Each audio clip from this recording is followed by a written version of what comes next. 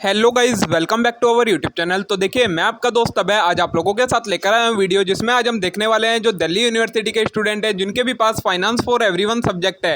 इसकी unit number 1 से लेकर यूनिट नंबर 5 तक की एक वन शॉट रिवीजन वीडियो। इस वन शॉट रिवीजन वीडियो में मैं आपको इसकी पाँचों unit 1, unit 2, unit 3, unit 4 and unit 5 जो आपके सेमेस्टर सेकंड के एग्जामिनेशन में आने वाली है उन सभी को कवर करवा दूंगा। उनके नोट्स आपको प्रोवाइड करवा रहा हूँ, सारी चीज़ें आपको एक्सप्लेन करता हुआ चलूंगा। थोड़ी सी फास्ट जरूर होगी वीडियो, लेकिन सारी चीज़ें आपको एक्सप्लेन हो जाएंगी, आपको समझ में आ जाएंगी, जिससे आप एग्जाम में इन्हें लिख पाएंगे। तो बिना देर के शुरू करेंगे हम अपनी आज की वीडियो। लेकिन उससे पहले अगर आपने अभी तक चैनल को सब्सक्राइब ना करा हो तो चैनल को जरूर सब्सक्राइब कर लें, वीडियो को लाइक करना ना भूलें, अपने सभी दोस्तों के साथ शेयर करना ना भूलें। तो चलिए अब शुरू करते हैं हम अपनी आज की वीडियो। यूनिट नंबर 1 है introduction to financial literacy. Financial literacy क्या होती है? A combination of financial awareness, knowledge, skill, attitude and behaviour necessary to make sound financial decision and ultimate achieve financial wellbeing. मतलब ये कॉम्बिनेशन होता है किसका? Financial awareness का, फाइनेंस के बारे में नॉलेज, स्किल्स, एटीट्यूड और बिहेवियर, जिससे हम क्या कर सके, एक अच्छा फाइनेंशियल डिसीजन ले सके, उसे हम कहते हैं फाइनेंशियल लिटरेसी। फाइनेंशियल एजुकेशन क्या होती है? The process by which financial consumer improve their understanding of financial product. मतलब वो प्रोसेस जिससे जो फाइनेंशियल कंज्यूमर होते हैं, मतलब हम लोग जो होते हैं, वो फाइनेंस के बारे में नॉलेज ले पाते हैं, समझ पाते हैं फाइनेंस के कंसेप्ट्स को, रिस्क को, information, instructions develop, skill develop कर पाते हैं अपनी। ये सारे तरीके हैं इनको अचीव करने का जो प्रोसेस होता है उसे हम कहते हैं financial education. Financial literacy can help people become self sufficient. जो फाइनेंशियल लिटरेसी है वो पीपल को क्या सेल्फ सफिशिएंट बनने में हेल्प करती है और फाइनेंशियल स्टेबल रहने में हेल्प करती है। कंपोनेंट क्या क्या होते हैं फाइनेंशियल लिटरेसी में? क्या क्या आता है? नंबर 1 फाइनेंशियल नॉलेज, मतलब फाइनेंस के बारे में फंडामेंटल प्रिंसिपल समझने, उसका वो कहलाता है financial knowledge. Financial behaviour, study how people manage their money day to day basis. Financial behaviour क्या होता है? मतलब डेली बेसिस पर जो लोग हैं वो अपनी मनी को कैसे यूज करते हैं, उसे हम कहते हैं financial behaviour. Attitude, people saving, placing short term desire over long term, stability, propensity of risk, ये सारी चीजें आती है एटीट्यूड के अंदर। अब इंपॉर्टेंस क्या है फाइनेंशियल लिटरेसी की? Number 1 recognise your income and expense. हमें पता लग जाता है क्या चीज हमारी इनकम है, क्या चीज हमारा एक्सपेंस है, हम एक तरीके से बजट क्रिएट करते हैं। Second, pay off debt and stay out of debt. हम अगर फाइनेंशियल लिटरेसी के बारे में पता होता है तो हम टाइम से अपना डेट पे ऑफ कर देते हैं और एक डेट फ्री पर्सन रहते हैं। Third, avoid going into debt और डिक्लेयरिंग बैंकक्रप्ट। हम अवॉइड करते हैं डेट्स को लेना। अगर हमारे पास पूरी फाइनेंशियल लिटरेसी होती है कि डेट लेने के क्या क्या हमारे पास बैड इम्पैक्ट हो सकते हैं, तो हम ना तो ज्यादा डेट लेंगे और ना ही कभी बैंकक्रप्ट होंगे। Fourth, strive for a safe retirement. Through financial literacy we have better sense how much to save. मतलब जब हमारे पास फाइनेंशियल लिटरेसी होगी तो हमें पता होगा कि हमें कितना कितना सेविंग करनी है कि हमें फ्यूचर में कोई प्रॉब्लम ना आए रिटायरमेंट के बाद। Fifth, learn the value of saving. हमें रेगुलर सेविंग की एक आदत सी बन जाती है अगर हमारे पास फाइनेंशियल लिटरेसी की सारी नॉलेज होती है। Six, financial literate person can less likely to fall victim to financial fraud. Financial fraud नहीं होता जो जिन पर्सन के पास फाइनेंशियल लिटरेसी होती है, बाकियों को कई वो फाइनेंस के फ्रॉड के उसमें फंस जाते हैं।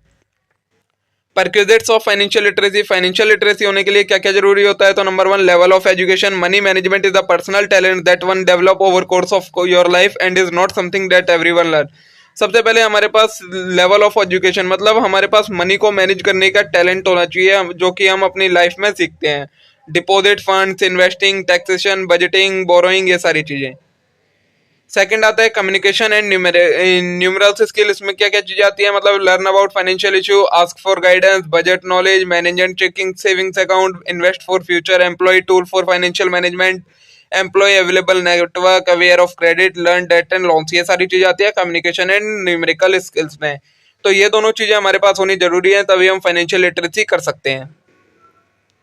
नेक्स्ट है वेरियस फाइनेंशियल इंस्टीट्यूशन। तो फाइनेंशियल इंस्टीट्यूशन क्या होता है? Refers to diverse group of organisation that conduct business within financial services industry.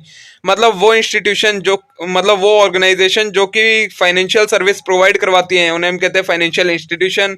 These include bank, insurance company and post office. क्या क्या आता है? बैंक आती है, इंश्योरेंस कंपनी आती है, पोस्ट ऑफिस आती है इसके अंदर। It take deposit from one group of customer and then lend this money to another group. ये क्या करते हैं? एक ग्रुप ऑफ पर्सन से मनी लेते हैं और दूसरों को लेंड कर देते हैं, मतलब दूसरों को उधार पर दे देते हैं। इंपॉर्टेंस क्या होती है इनकी? प्रमोशनल एक्टिविटी, मतलब ये जो फाइनेंशियल इंस्टीट्यूशन होते हैं ये लोन प्रोवाइड करवाते हैं जिससे इनोवेशन होता है और प्रमोशन की एक्टिविटीज में हेल्प होती है। सेकेंड है infrastructure facilitate. They also offer infrastructural facilities needed to develop and promote ventures. कोई भी इंफ्रास्ट्रक्चर बनाने के लिए हमें भी लोन्स वगैरह की जरूरत पड़ती है, तो ये वो भी प्रोवाइड करवाती हैं। Third, balance development, bank transfer surplus of capital from developed region to less developed region where it is needed. Bank एक बैलेंस बना के रखती है डेवलपमेंट में, कैसे, जहां पर ज्यादा कैपिटल है डेवलप्ड रीजन में, उसे वहां से ट्रांसफर करके नॉन डेवलप्ड रीजन में ट्रांसफर कर देती है बैंक्स में, जहां पर उनकी जरूरत होती है। फोर्थ है employment generation, channelizing the fund for investment and accelerating industry generate employment for educated people. क्या होता है, जब ये चैनलाइज करती है फंड को, उससे इंडस्ट्रीज क्रिएट होती है और इंडस्ट्री क्रिएट होने से एम्प्लॉयमेंट जनरेट होती है। तो ये हो गई इनकी इंपॉर्टेंस। फंक्शंस क्या क्या होते हैं फाइनेंशियल इंस्टीट्यूशन के? Number 1, it is an intermediary to convert short term liability in long term investment. ये क्या करते हैं, जो हमारी शॉर्ट टर्म लाइबिलिटीज होती है उन्हें लॉन्ग टर्म इन्वेस्टमेंट में कन्वर्ट कर देते हैं। जैसे एग्जांपल दिया, insurance company customer pay premium to insurance provider who is responsible for settling any damages claim. Insurance company is responsible for calculate premium so that total amount received is sufficient to pay limited number of damages claim. क्या करती है insurance company, premium लेती है हमसे कि अगर आपको future में कोई भी लॉस होता है तो उसको हम बेयर करेंगे। और वो कैसे प्रीमियम कैलकुलेट करती है कि इतना अमाउंट हो जाए कि हमारा पूरा लॉस कवर हो जाए, उसके अकॉर्डिंग वो प्रीमियम डिटरमाइन करती हैं। नेक्स्ट है financial institution help to convert risky investment into risk free investment. ये क्या करती हैं, रिस्की इन्वेस्टमेंट जो होती है उसे रिस्क फ्री इन्वेस्टमेंट में कन्वर्ट कर देती हैं। तो financial institution transform a risky investment into one that doesn't have any risk in finance. All investment carry some degree of risk, stock, bond, funds are loss value, however a risk free asset have are inevitable return, FD, RD. तो देखिए risky investment क्या क्या होती हैं, stock, bonds, fund, ये सारी चीजें risky investments में आती हैं। और रिस्क फ्री में कौन कौन सी आ जाती हैं, जो आरडी होती हैं, एफडी होती है बैंक्स में, वो रिस्क फ्री में आ जाती हैं। तो ये सारी चीजें फाइनेंशियल इंस्टीट्यूशन प्रोवाइड करवाता है। थर्ड है एफआई, मतलब financial institution also provide a range of services two entities. और ये कंपनीज को भी कई सारी सर्विसेज प्रोवाइड करवाती हैं। जैसे कि in case lender will ask borrower to send financial statement regularly, the bank may monitor the borrower's current account situation and capacity to repay the loan. मतलब जो लेंडर होते हैं वो बोरोवर से पूछते हैं फाइनेंशियल स्टेटमेंट के बारे में। तो जो ये बैंक्स होती हैं वो क्या करती हैं, मॉनिटर करती हैं जो बोरोवर है उसकी फाइनेंशियल सिचुएशन को, कि वो क्या लोन रीपे करने में एबल होगा या नहीं होगा। अब कैटेगरीज बनाई गई हैं कुछ फाइनेंशियल इंस्टीट्यूशन की। नंबर 1 है बैंकिंग इंस्टीट्यूशन। तो bank provide financial services like withdrawal and deposit. Bank क्या होती हैं, जो withdrawal, deposit, mortgage loan provide करवाती हैं अपने कस्टमर्स को। Bank also facilitate monetary transaction. और क्या करती हैं, ये मॉनेटरी ट्रांजेक्शन करती हैं through card, electronic fund transfer et cetera. ठीक है। इंपॉर्टेंस क्या होती है बैंक की? Number 1, encourage people to save money. ये इनकरेज करती हैं पीपल को मनी सेव करने में। कैसे? अट्रैक्टिव डिपॉजिट स्कीम्स में और high rate of interest provide करवा के। सेकंड है the facility of capital transfer. Bank send money from one place to another quickly. Bank क्या कर फैसिलिटी प्रोवाइड करवाती है, एक जगह से दूसरी जगह अगर हमें कोई भी फंड भेजना है तो वो फैसिलिटी बैंक प्रोवाइड करवाती है। नेक्स्ट है finance, trade, commerce, industry and agriculture. Bank collect small saving and use them for production. They provide timely financial assistance to trader and industries. Bank क्या करती हैं, छोटे छोटे सेविंग्स को इकट्ठा करके जो लोग जिन्हें प्रोडक्शन करने के लिए फंड्स की जरूरत है उन्हें लोन प्रोवाइड करवाती हैं।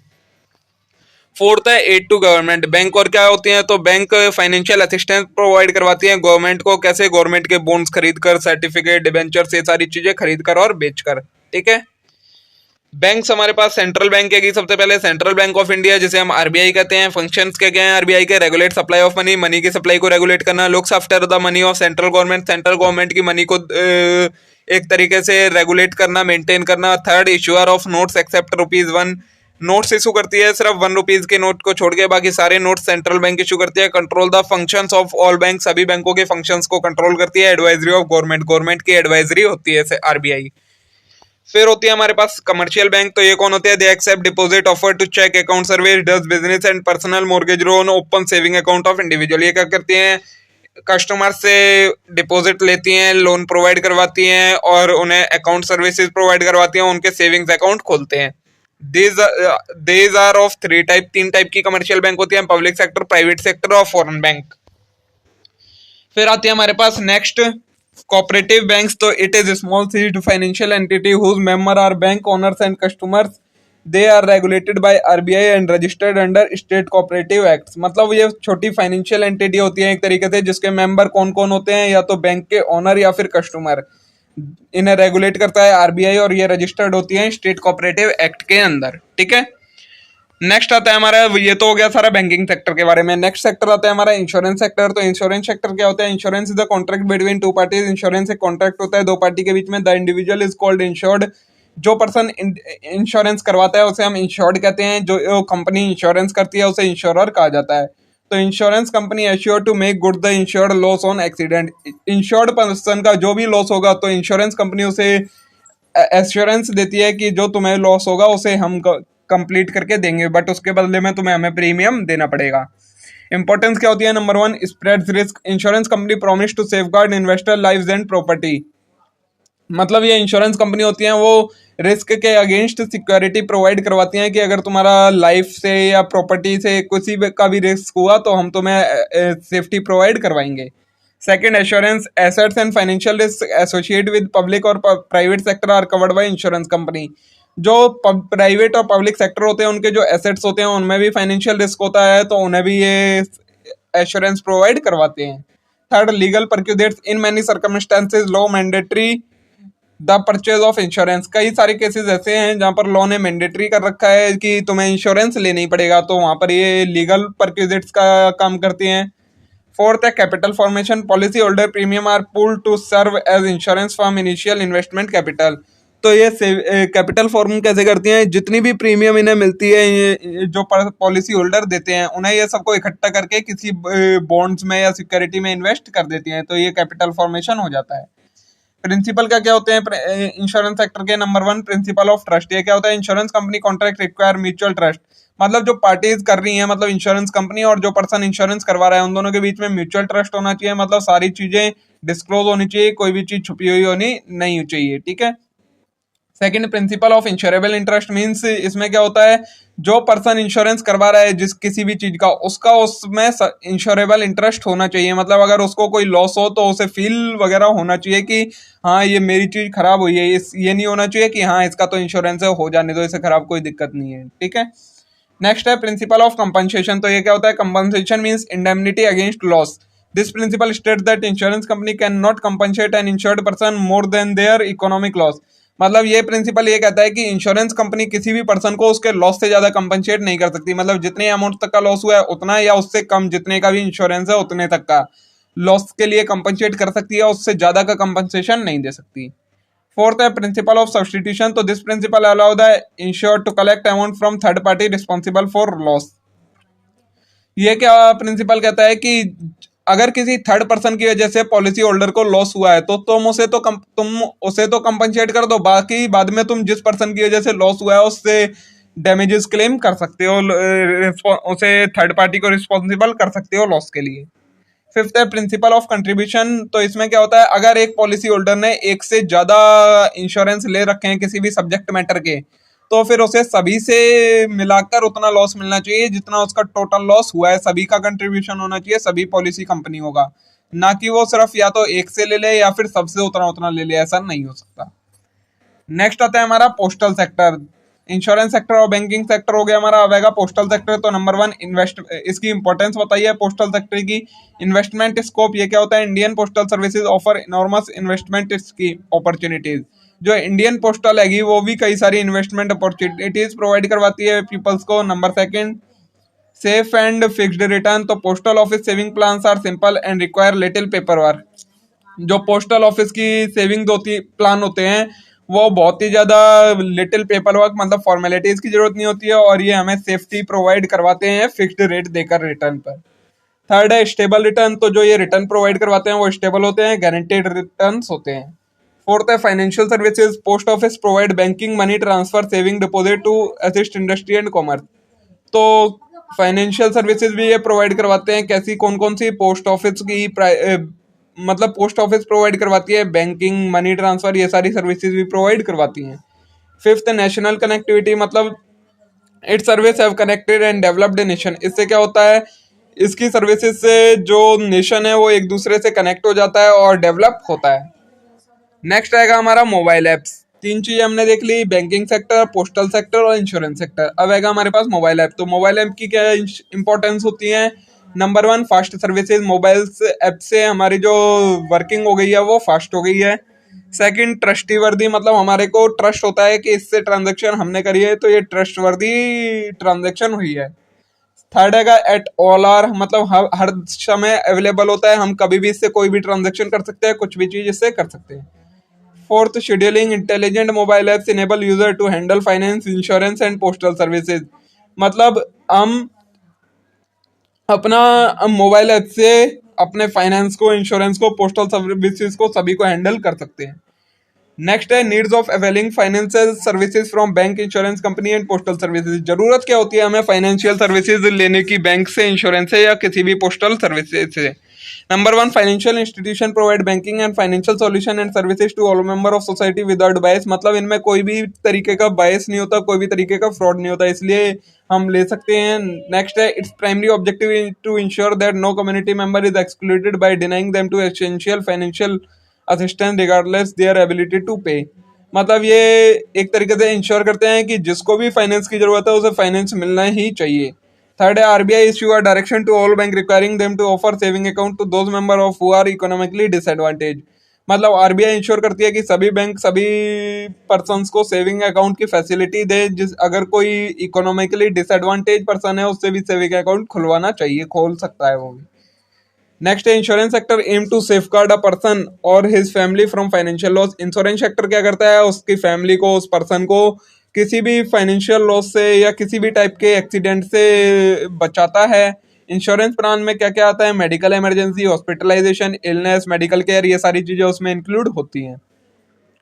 नेक्स्ट है post office provide various financial services, it also provide mail services, post office क्या करता है, फाइनेंशियल सर्विसेज के साथ साथ कई सारे मेल की सर्विसेज भी प्रोवाइड करवाता है कहीं भी कंट्री के पार्ट में, तो इसलिए फाइनेंशियल सर्विसेज की जरूरत हमें होती है।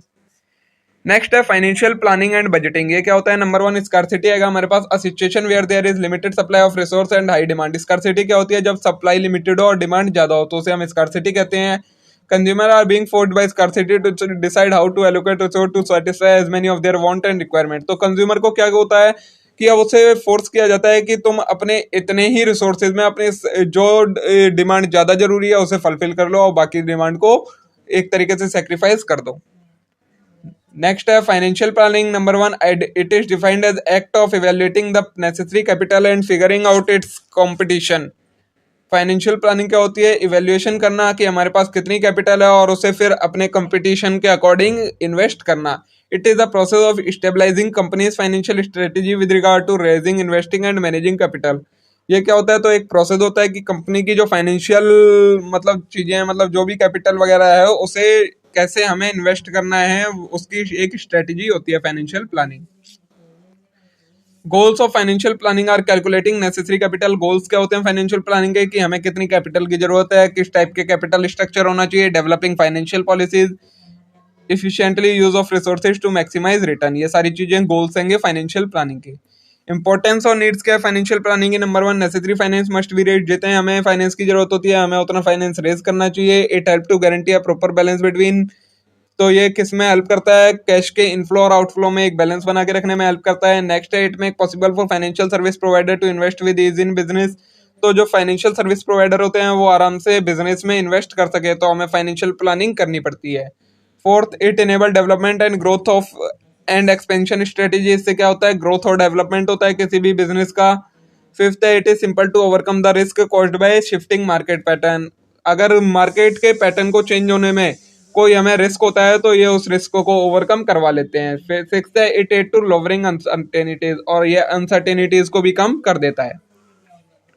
नेक्स्ट है टाइप्स ऑफ बजट, हमारे पास कुछ बजट्स के टाइप दिए हैं, तो नंबर वन बजट होता है क्या है, एक स्टेटमेंट होती है आपके इस सभी खर्चों को बता दिया जाता है कि आपको कितने खर्चे कितने अमाउंट तक कर सकते हो, तो वो कहलाता है हमारा budget. Number one personal budget होता है, इसे हम हाउस होल्ड बजट भी कहते हैं। इसका मतलब क्या होता है, it is a strategy for balancing a persons income and expense, तो किसी पर्सन के इनकम और एक्सपेंस का बैलेंस बनाना उसकी जो स्ट्रेटेजी होती है उसे हम पर्सनल बजट कहते हैं। It is made to assist a person और family in managing their expenditure and achieving financial objective, ये किस चीज में हेल्प करती है, पर्सन और फैमिली की मैनेज करना, एक्सपेंडिचर को मतलब खर्चों को मैनेज करना और अपने फाइनेंशियल ऑब्जेक्टिव को अचीव करना। इसके कुछ टाइप दिए हैं, पर्सनल फाइनेंस टेक्निक हैगी, मतलब टाइप्स दिए हैं पर्सनल बजट के। नंबर 1 पर्सनल फाइनेंस टेक्निक, तो it require person to figure out their income, monitoring their spending, set goals, develop strategy and after alter spending. इसमें क्या होता है, पर्सनल फाइनेंसिंग टेक्निक में एक पर्सन को फिगर आउट किया जाता है कि उसकी इनकम कितनी है, उसके खर्चा कितना करना है, उसके गोल क्या क्या है, उसकी डेवलप स्ट्रेटेजी क्या क्या है, और फिर उसके अकॉर्डिंग स्पेंड करना उन्हें उस इनकम को, वो कहलाता है पर्सनल फाइनेंस टेक्निक।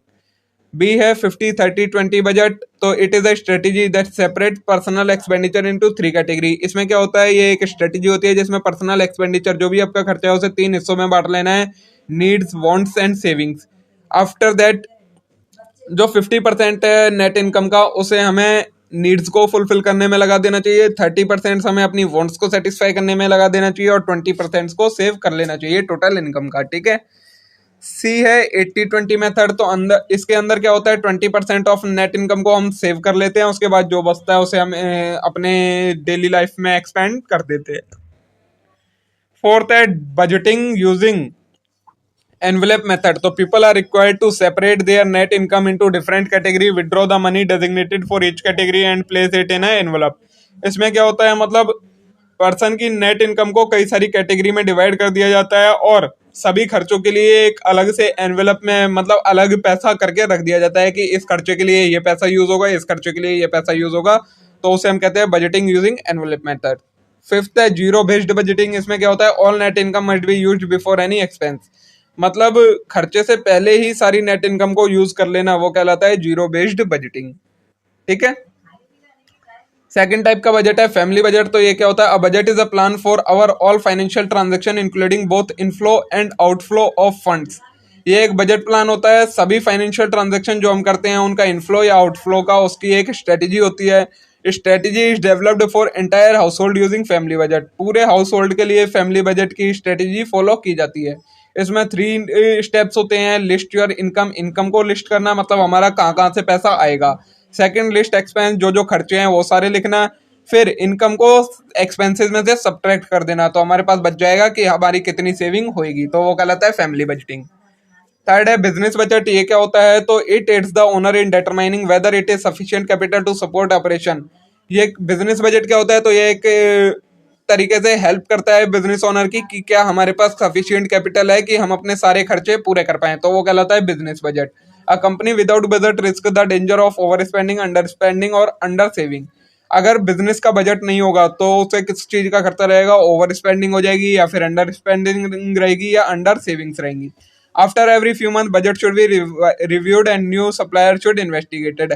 हर कुछ महीने के बाद बजट को बार बार चेक करना पड़ता है बिजनेस के अंदर। फोर्थ है नेशनल बजट, तो ये क्या होता है, a country's budget is its national budget. किसी भी एक कंट्री का बजट होता है उसे हम नेशनल बजट कहते हैं। The government use its money collected through taxes fees to fund, और जो गवर्नमेंट होती है उसे जो भी मनी मिली होती है किस चीज से, टैक्सेस से और फीस से, वो उसे फंड के टाइप में यूज करती है। The government annual financial report और budget lays out country's fiscal course for following year. जो गवर्नमेंट का एनुअल फाइनेंशियल रिपोर्ट होती है जिसे हम बजट कहते हैं, वो क्या आने वाले ईयर के लिए सभी टाइप के फिजिकल एक्सपेंसेस को बता देती है। The budget making process begin in August और सितंबर और about 6 month before presentation date. Budget बनाने का काम कब से शुरू हो जाता है, 6 महीने पहले से।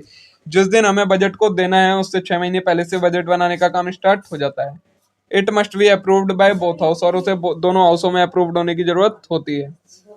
नेक्स्ट स्टेप्स क्या क्या है, number 1 circular send to all minister, सभी मिनिस्टर को सर्कुलर भेजा जाता है। Second, receive consultation on plan, उस प्लान पर उनकी कंसल्ट ली जाती है। थर्ड, डिस्ट्रीब्यूशन ऑफ इनकम, उनकी इनकम को डिस्ट्रीब्यूट किया जाता है। Fourth, pre budget conference, budget announce करने से पहले एक कॉन्फ्रेंस होती है। Fifth, printing of budget and document completion, फिर उसके बाद बजट का कंप्लीशन होता है, मतलब बजट प्रिंट किया जाता है और उसे कंप्लीट किया जाता है।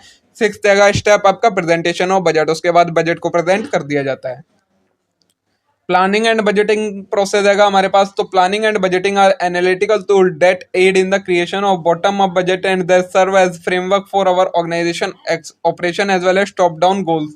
प्लानिंग एंड बजटिंग एक टूल होता है जो हमारी किस चीज में हेल्प करता है, हमारे ऑर्गेनाइजेशन के ऑपरेशंस को फ्रेमवर्क करने में, मतलब हमें कितने फंड की जरूरत है, कितना हमें कहाँ इन्वेस्ट करना है, उस सारी चीजों के बारे में जो बताता है उसे हम कहते हैं planning and budgeting process. It enable organization to work cooperatively and effectively through budgeting process. इससे ऑर्गेनाइजेशन क्या कोऑपरेटिवली वर्क कर पाती है, इफेक्टिवली वर्क कर पाती है। बजटिंग एंड प्लानिंग यूजफुल किस लिए है? तो नंबर 1 सेट प्लानिंग ऑब्जेक्टिव, ये प्लानिंग का ऑब्जेक्टिव सेट कर देती है। Acid and examine recent and historical data, जो अभी का डाटा है और पिछला डाटा है उसे एक्सेस मतलब एक तरीके से समझने में हेल्प करती है। Third, connect daily procedure to strategic develop objective, daily के जो हमारे स्ट्रेटेजिक ऑब्जेक्टिव है उन्हें कनेक्ट करके रखती है। फोर्थ है कैरी आउट ऑनगोइंग फोरकास्टिंग, आगे जो फोरकास्टिंग होने वाली है उसे करने में हेल्प करती है। फोर्थ है multi dimensional modelling of planning and budgeting data, और मल्टी डायमेंशनल मॉडलिंग होती है प्लानिंग एंड बजटिंग डाटा की। ये इतना इंपॉर्टेंट नहीं है टॉपिक, इसे आप छोड़ सकते हैं। Process of planning and budgeting, planning और बजटिंग के प्रोसेस क्या होते हैं? तो नंबर 1 आता है डिफाइनिंग बजट ऑब्जेक्टिव, सबसे पहले हमें ऑब्जेक्टिव फाइंड करना होता है कि बजट बनाना किस चीज के लिए। Second, assessing historical and actual data, फिर जो एक्चुअल डाटा है और पुराना डाटा है उसे एक तरीके से समझना होता है। फिर डेवलपिंग अ बेस बजट, फिर बेस बजट बनाना होता है। फिर preparing, reviewing and refining a budget, उसके बाद जो हमने बेस बजट बनाया है उसे प्रिपेयर करना पड़ता है, रिव्यू करना पड़ता है और रिफाइन करना पड़ता है, मतलब अगर कोई चेंजेस है तो वो करने पड़ते हैं। फिर पोस्टिंग एंड रिपोर्टिंग रिजल्ट, फिर पोस्टिंग करनी पड़ती है और रिजल्ट को रिपोर्ट करना पड़ता है। फिर उसके बाद उसको अमेंड करने के बाद उसकी मॉनिटरिंग करनी पड़ती है। नेक्स्ट है बजट डेफिसिट और बजट सरप्लस क्या होता है? तो number 1, when expense exceeds income there is budget deficit, मतलब जो हमने बजट बनाया था उसमें अगर खर्चे ज्यादा हो जाए और इनकम कम हो जाए तो उसे हम बजट डेफिसिट कहते हैं, और अगर इनकम ज्यादा हो जाए खर्चे कम हो जाए तो उसे बजट सरप्लस कहा जाता है।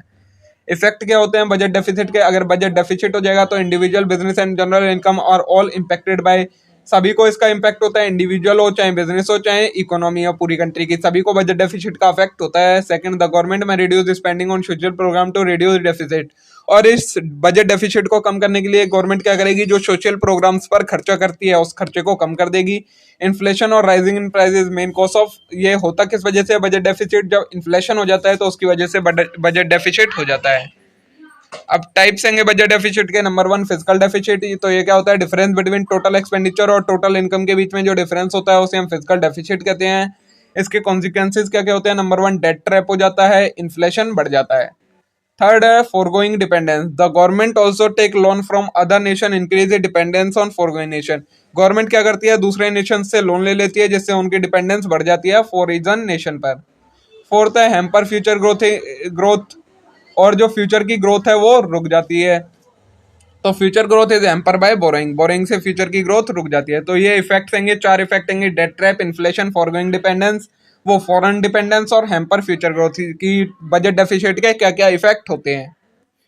नेक्स्ट है जो सेकंड टाइप का डेफिसिट, ये हमने एक तो पढ़ा फिजिकल डेफिसिट टाइप में, जो बजट डेफिसिट का एक हमने टाइप पढ़ा ना, ये एक पड़ा physical deficit types of budget deficit में। अब नेक्स्ट है हमारा रेवेन्यू डेफिसिट। तो रेवेन्यू डेफिसिट क्या होता है? It is difference between revenue expenditure and revenue receipt, revenue expenditure और रेवेन्यू रिसीट के बीच का जो डिफरेंस होता है उसे हम रेवेन्यू डेफिसिट कहते हैं। इसको करेक्ट कैसे किया जा सकता है? तो number 1, government may choose to raise tax and non tax and earning, government क्या कर सकती है? टैक्स और नॉन टैक्स से जो अर्निंग है उसे इंक्रीज कर देगी, तो रेवेन्यू डेफिसिट कंट्रोल किया जा सकता है। Second, bye identifying wasteful and ineffective spending, government का कॉस्ट, जो वेस्टफुल एक्टिविटीज हैं उन पर स्पेंड ना करके गवर्नमेंट इसे कम कर सकती है। Third, new taxes being imposed, नए टैक्सेस लगा के कम कर सकती है।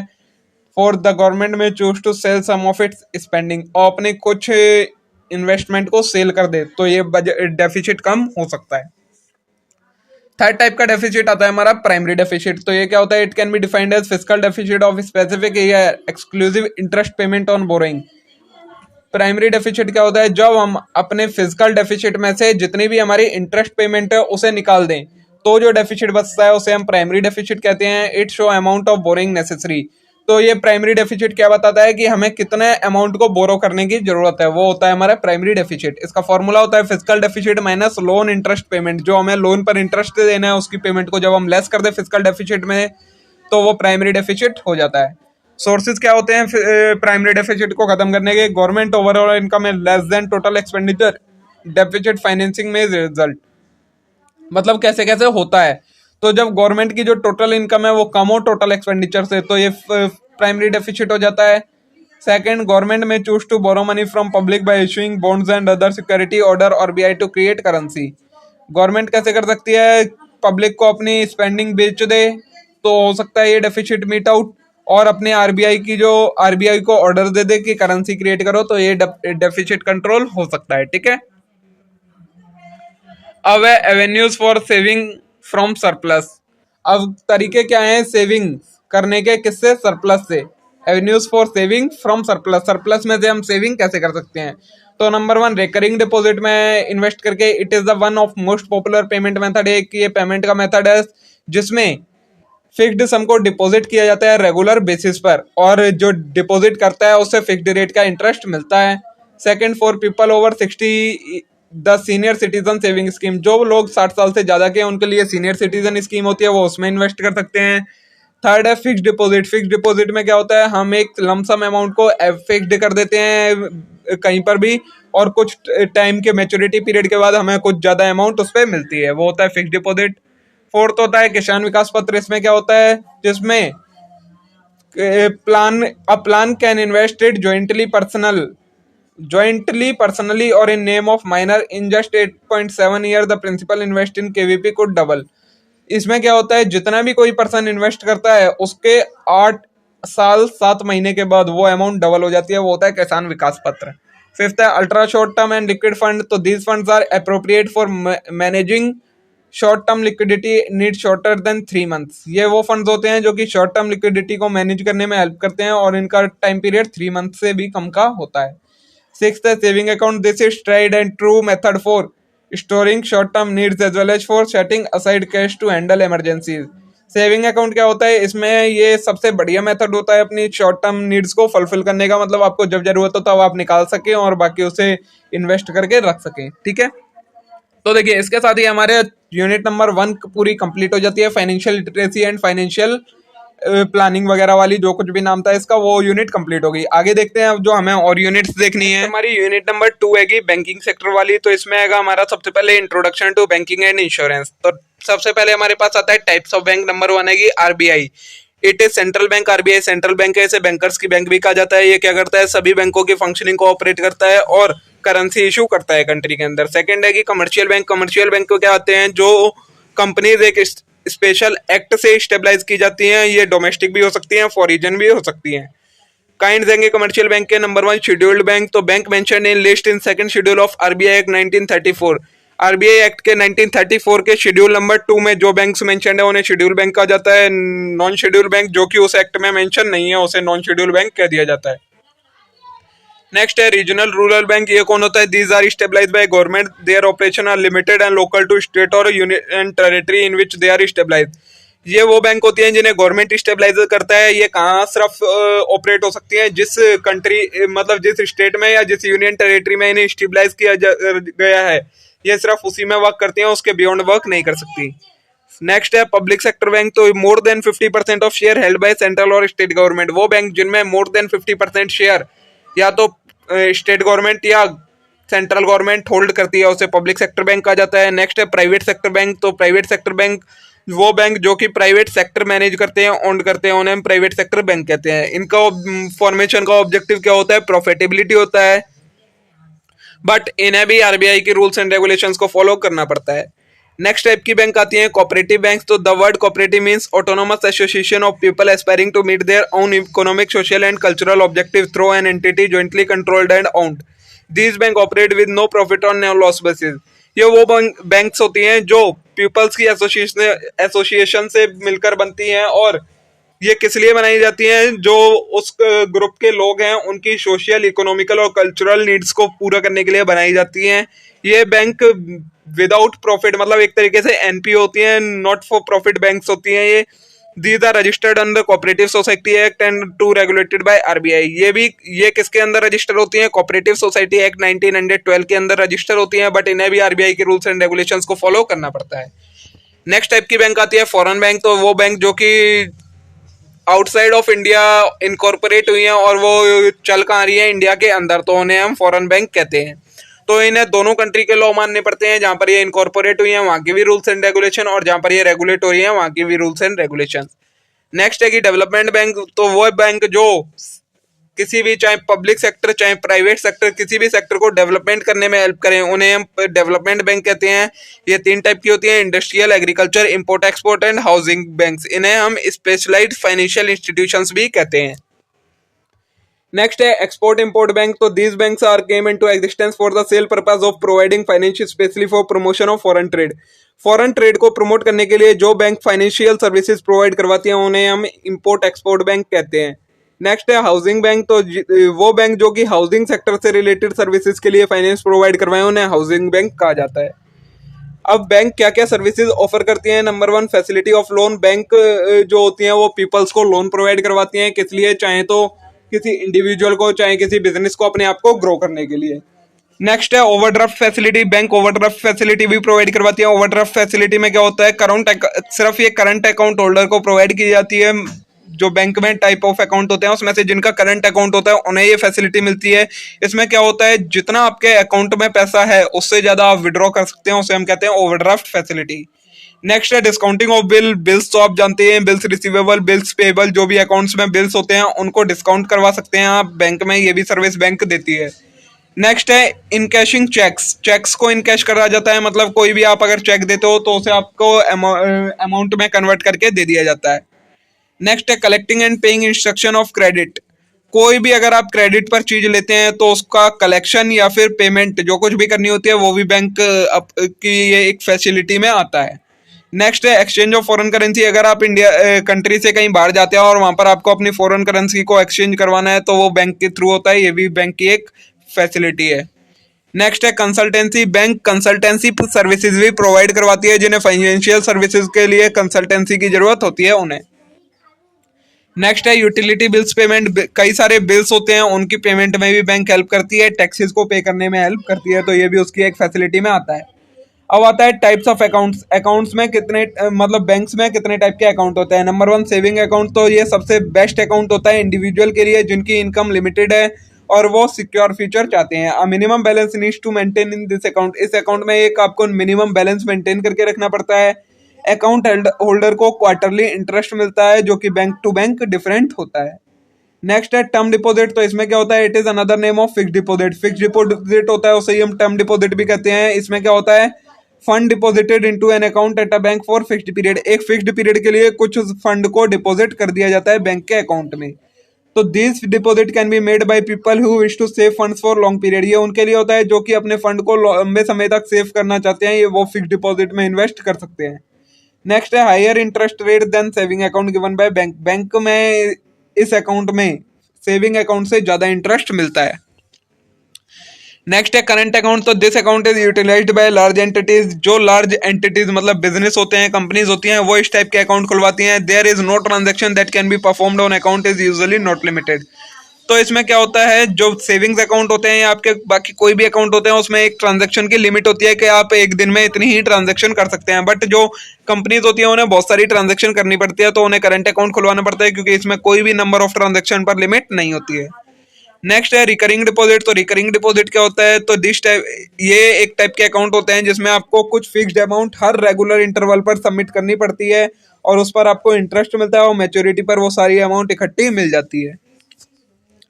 नेक्स्ट है की टर्म फॉर डॉक्यूमेंटेशन। मतलब आपको अगर किसी बैंक में अकाउंट खुलवाना है तो क्या क्या चीजों की जरूरत पड़ती है। Number 1, pan card. Pan card क्या होता है, परमानेंट अकाउंट नंबर, जो कि एक 10 डिजिट अल्फा न्यूमेरिक नंबर होता है जिसे कौन लैमिनेट करता है, इनकम टैक्स डिपार्टमेंट रेगुलेट करता है। मतलब क्या करता है, मतलब बना के देता है। और किस लिए बना के देता है, आइडेंटिफाई करने के लिए कि इंडिया में कितने टैक्स पेयर हैं, मतलब कितने लोग टैक्स पे करते हैं उसे समझने के लिए। तो this was help to curb tax evasion. Tax की चोरी को बचाने के लिए इसका यूज किया जाता है। सेकंड है एड्रेस प्रूफ की जरूरत पड़ती है आपको। एड्रेस प्रूफ में वो चीज बैंक अकाउंट खोलने से पहले आपका एड्रेस की वेरिफिकेशन करती है कि आपने जो एड्रेस प्रोवाइड करवाया है वो सही है या नहीं है।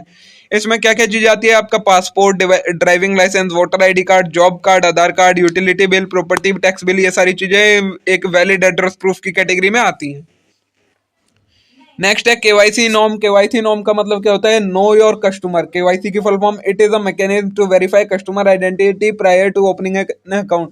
एक अकाउंट को खोलने से पहले कस्टमर की आइडेंटिटी को वेरीफाई करना आपका केवाईसी कहलाता है। It also require frequent updation of banking sector. ये किस लिए किया जाता है, बैंकिंग सेक्टर में कोई भी फ्रॉड ना हो उसके लिए केवाईसी नॉर्म फॉलो किया जाता है। अब उसके बाद बैंक कई सारे लोन्स भी प्रोवाइड करवाती है। तो कौन कौन से लोन होते हैं, नंबर 1, एजुकेशनल लोन। वो education loan is required to meet the shortfall in fees and other expenses. Fees में या किसी भी और टाइप के एक्सपेंसेस में जो भी शॉर्टफॉल हो उसको मीट आउट करने के लिए जो लोन प्रोवाइड किया जाता है वो होता है एजुकेशनल लोन। एजुकेशन लोन के भी टाइप्स होते हैं, ये on the basis of location के बेसिस पर ये दो टाइप का होता है, डोमेस्टिक और फॉरेन एजुकेशन लोन। और कोर्स के बेसिस पर मतलब secondary education loan, senior secondary education loan, undergraduate loan और postgraduate loan. Grace period 6 महीने का ग्रेस पीरियड प्रोवाइड किया जाता है, मतलब जिस भी पर्पस के लिए आपने लोन लिया है जब आपका वो एजुकेशन कंप्लीट हो जाती है उसके 6 महीने के बाद तक आपको टाइम दिया जाता है कि आप उस लोन को रिपे कर दें। कितने मैक्सिमम टाइम के लिए आप ये ले सकते हैं, तो 8 साल के लिए आप ये लोन ले सकते हैं। सेकंड है कंज्यूमर ड्यूरेबल लोन्स, मतलब जो कंज्यूमर के ड्यूरेबल प्रोडक्ट होते हैं, जो आपके डेली लाइफ में प्रोडक्ट यूज होते हैं, उनको खरीदने के लिए जो लोन दिया जाता है वो होता है कंज्यूमर ड्यूरेबल लोन। इसमें वो प्रोडक्ट आते हैं जिनकी लाइफ 3 साल या 3 साल से ज्यादा होती है। एलिजिबिलिटी क्या क्या है इन लोन के लिए, मतलब आपकी एज 21 से 60 ईयर्स तक होनी चाहिए, मंथली इनकम 18 से 20 हजार रुपये होनी चाहिए। रेट ऑफ इंटरेस्ट इसका बहुत हाई होता है और मैक्सिमम लिमिट होती है 5 लाख की, और मैक्सिमम पीरियड जो होता है इस लोन का वो होता है 3 साल का। टाइप्स हैं कंज्यूमर ड्यूरेबल लोन के भी, इंस्टॉलमेंट लोन होता है, secured consumer durable, unsecured consumer durable, ठीक है। नेक्स्ट है आपका व्हीकल लोन। व्हीकल लोन क्या होता है, this classified into personal and commercial vehicle loan. Vehicle loan भी दो टाइप का होता है। व्हीकल लोन से आप नाम से ही समझ गए होंगे, व्हीकल के लिए जो लोन दिया जाए व्हीकल खरीदने के लिए उसे व्हीकल लोन कहते हैं। अब ये भी दो टाइप का होता है, पर्सनल और commercial vehicle. Personal vehicle loan क्या होता है, तो पर्सनल व्हीकल खरीदने के लिए जो भी आप लोन लेते हैं उसे पर्सनल व्हीकल लोन कहते हैं। इसमें कोई भी गारंटर की जरूरत नहीं होती है और कितने टाइम तक दिया जा सकता है, ये 60 महीने मतलब 5 साल तक के लिए दिया जाता है। नेक्स्ट है कमर्शियल व्हीकल लोन। लोन किसको दिया जाता है, जो कि कमर्शियल पर्पस के लिए कोई भी व्हीकल खरीदना चाहते हैं उन्हें ये लोन दिया जाता है, कमर्शियल व्हीकल लोन। इसमें इंटरेस्ट का रेट है वो चेंज होता रहता है, लोअर रहता है, और रिपेमेंट पीरियड 6 महीने से लेकर 60 महीने तक का होता है। नेक्स्ट है आपका होम लोन। होम लोन क्या होता है, कोई भी घर खरीदने के लिए आपको जो लोन प्रोवाइड किया जाता है वो होम लोन कहलाता है। इसके फीचर क्या होते हैं, इजीली अवेलेबल होता है, मल्टीपर्पज होता है, मतलब आप खरीदने के लिए, कंस्ट्रक्शन करने के लिए, कुछ भी करने के लिए इसका यूज कर सकते हैं। इंटरेस्ट रेट इसका बहुत लोअर होता है, सबसे जल्दी यही लोन मिल पाता है क्योंकि इसमें ज्यादा डॉक्यूमेंटेशन की जरूरत नहीं होती है, और इसका पीरियड होता है वो 30 साल तक का हो सकता है। नेक्स्ट है आपका short term, medium term and long term loan. तो ये भी इसमें आपके नाम से क्लियर है, शॉर्ट टर्म जो कि 1 साल तक के लिए लोन दिया जाए उसे शॉर्ट टर्म। मीडियम टर्म होता है जो कि 1 साल से लेकर 3 साल तक दिया जाए वो मीडियम टर्म, और 3 साल से लेकर जो कितने भी ऊपर तक का दिया जाए वो होता है लॉन्ग टर्म लोन, ठीक है। तो देखिए ये आपका ये बैंकिंग सेक्टर का खत्म हो गया यूनिट नंबर 2 में। अब आएगा आपका इंश्योरेंस सेक्टर का, वो भी इसी यूनिट 2 में ही इंक्लूडेड है। चलिए उसे देखते हैं। नेक्स्ट है finance from bank and e banking. Number 1 microfinance. तो it is a method of finance for small business, its goal is to make business self sufficient. Microfinance किसके लिए होता है, उन बिजनेस को फाइनेंस प्रोवाइड करवाना जो अभी बहुत छोटे हैं और उनके self sufficient banana.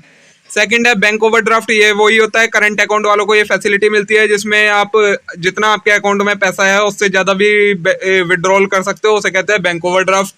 Cash credit, this is like short term capital credit given by bank to small business. मतलब कुछ टाइम के लिए जो क्रेडिट दिया जाता है बैंकों के द्वारा स्मॉल बिजनेसेस को, उसे कहते हैं कैश क्रेडिट। नेक्स्ट है मॉर्गेज। तो applicable for immovable asset, it is security given by borrower to ensure repayment of loan. जब लोन की रिपेमेंट को सिक्योर करने के लिए सिक्योरिटी ली जाती है किसी इमूवेबल प्रॉपर्टी की, तो उसे हम मॉर्गेज कहते हैं। फिफ्थ है reverse mortgage. It is a kind of loan specially suited for senior citizen in needs of fund. Borrower over age 60 having their own property can get loan against property. Reverse mortgage क्या होता है, जब कोई person जो 60 साल से ऊपर का है वो खुद जाकर बैंक के पास अपना एसेट मॉर्गेज कर दे और बैंक उसे इंस्टॉलमेंट्स में लोन दे, तो उसे हम कहते हैं रिवर्स मॉर्गेज। नेक्स्ट है hypothecation. It is pledging of goods against debt without delivering them to lender. मतलब जब हम गुड्स को डेट के against security as a security pledge कर दें लेकिन हम गुड्स की डिलीवरी ना करें, तो उसे कहते हैं हाइपोथिकेशन, ठीक है। नेक्स्ट है प्लेज। तो bailment of goods as security against that. Goods की बेलमेंट कर दें, मतलब जब हम उसमें डिलीवरी भी कर दें तो वो फिर वो हो जाता है एक प्लेज। नेक्स्ट है techniques and initiative in banking. Banking में क्या क्या टेक्निक्स हैं, क्या क्या इनिशिएटिव्स हैं। Number 1 cashless banking. Government of India introduce cashless banking. It include plastic money like debit card, credit card, mobile wallet. Cashless banking क्या होती है, जिसमें हम कैश का यूज ना करके डेबिट कार्ड, क्रेडिट कार्ड और मोबाइल वॉलेट्स का यूज करें। Some tools of cashless banking के क्या क्या टूल्स हैं? बैंक कार्ड में debit card, credit card, USSD made for those who had not smartphone. ये होता है अनस्ट्रक्चर्ड सप्लीमेंट्री सर्विस डाटा। इससे में क्या होता है, जिनके पास स्मार्टफोन नहीं है वो भी नेट बैंकिंग, कैशलेस बैंकिंग का यूज कर सके, उसे कहते हैं USSD। नेक्स्ट है QR कोड क्विक रिस्पॉन्स, जिसे हम कहते हैं through which consumer scan QR code merchant to complete transaction. कोई भी ट्रांजेक्शन कंप्लीट करने के लिए इसे स्कैन करना पड़ता है।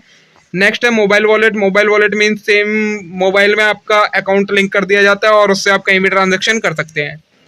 नेक्स्ट है e banking, banking using electronic mode. जब मोबाइल या स्मार्टफोन का यूज करके आप बैंकिंग का यूज करते हैं तो उसे ई बैंकिंग कहा जाता है।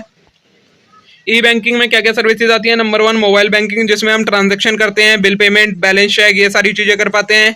Electronic clearing system, an individual credit card bill is charge from same individual saving account.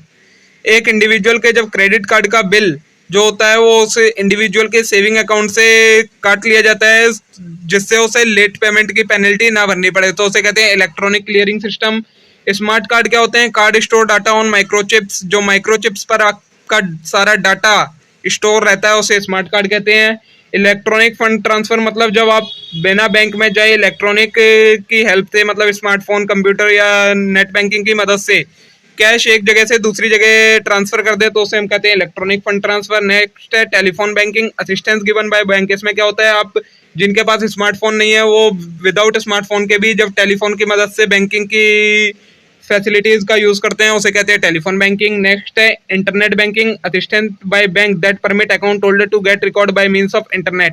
Internet की मदद से जब बैंक के कोई सारी फैसिलिटीज यूज होती हैं तो उसे इंटरनेट बैंकिंग कहते हैं। होम बैंकिंग, मतलब जब एक बैंक का पर्सन आपके घर पर आकर सारी बैंकिंग की फैसिलिटी दे उसे होम बैंकिंग कहा जाता है।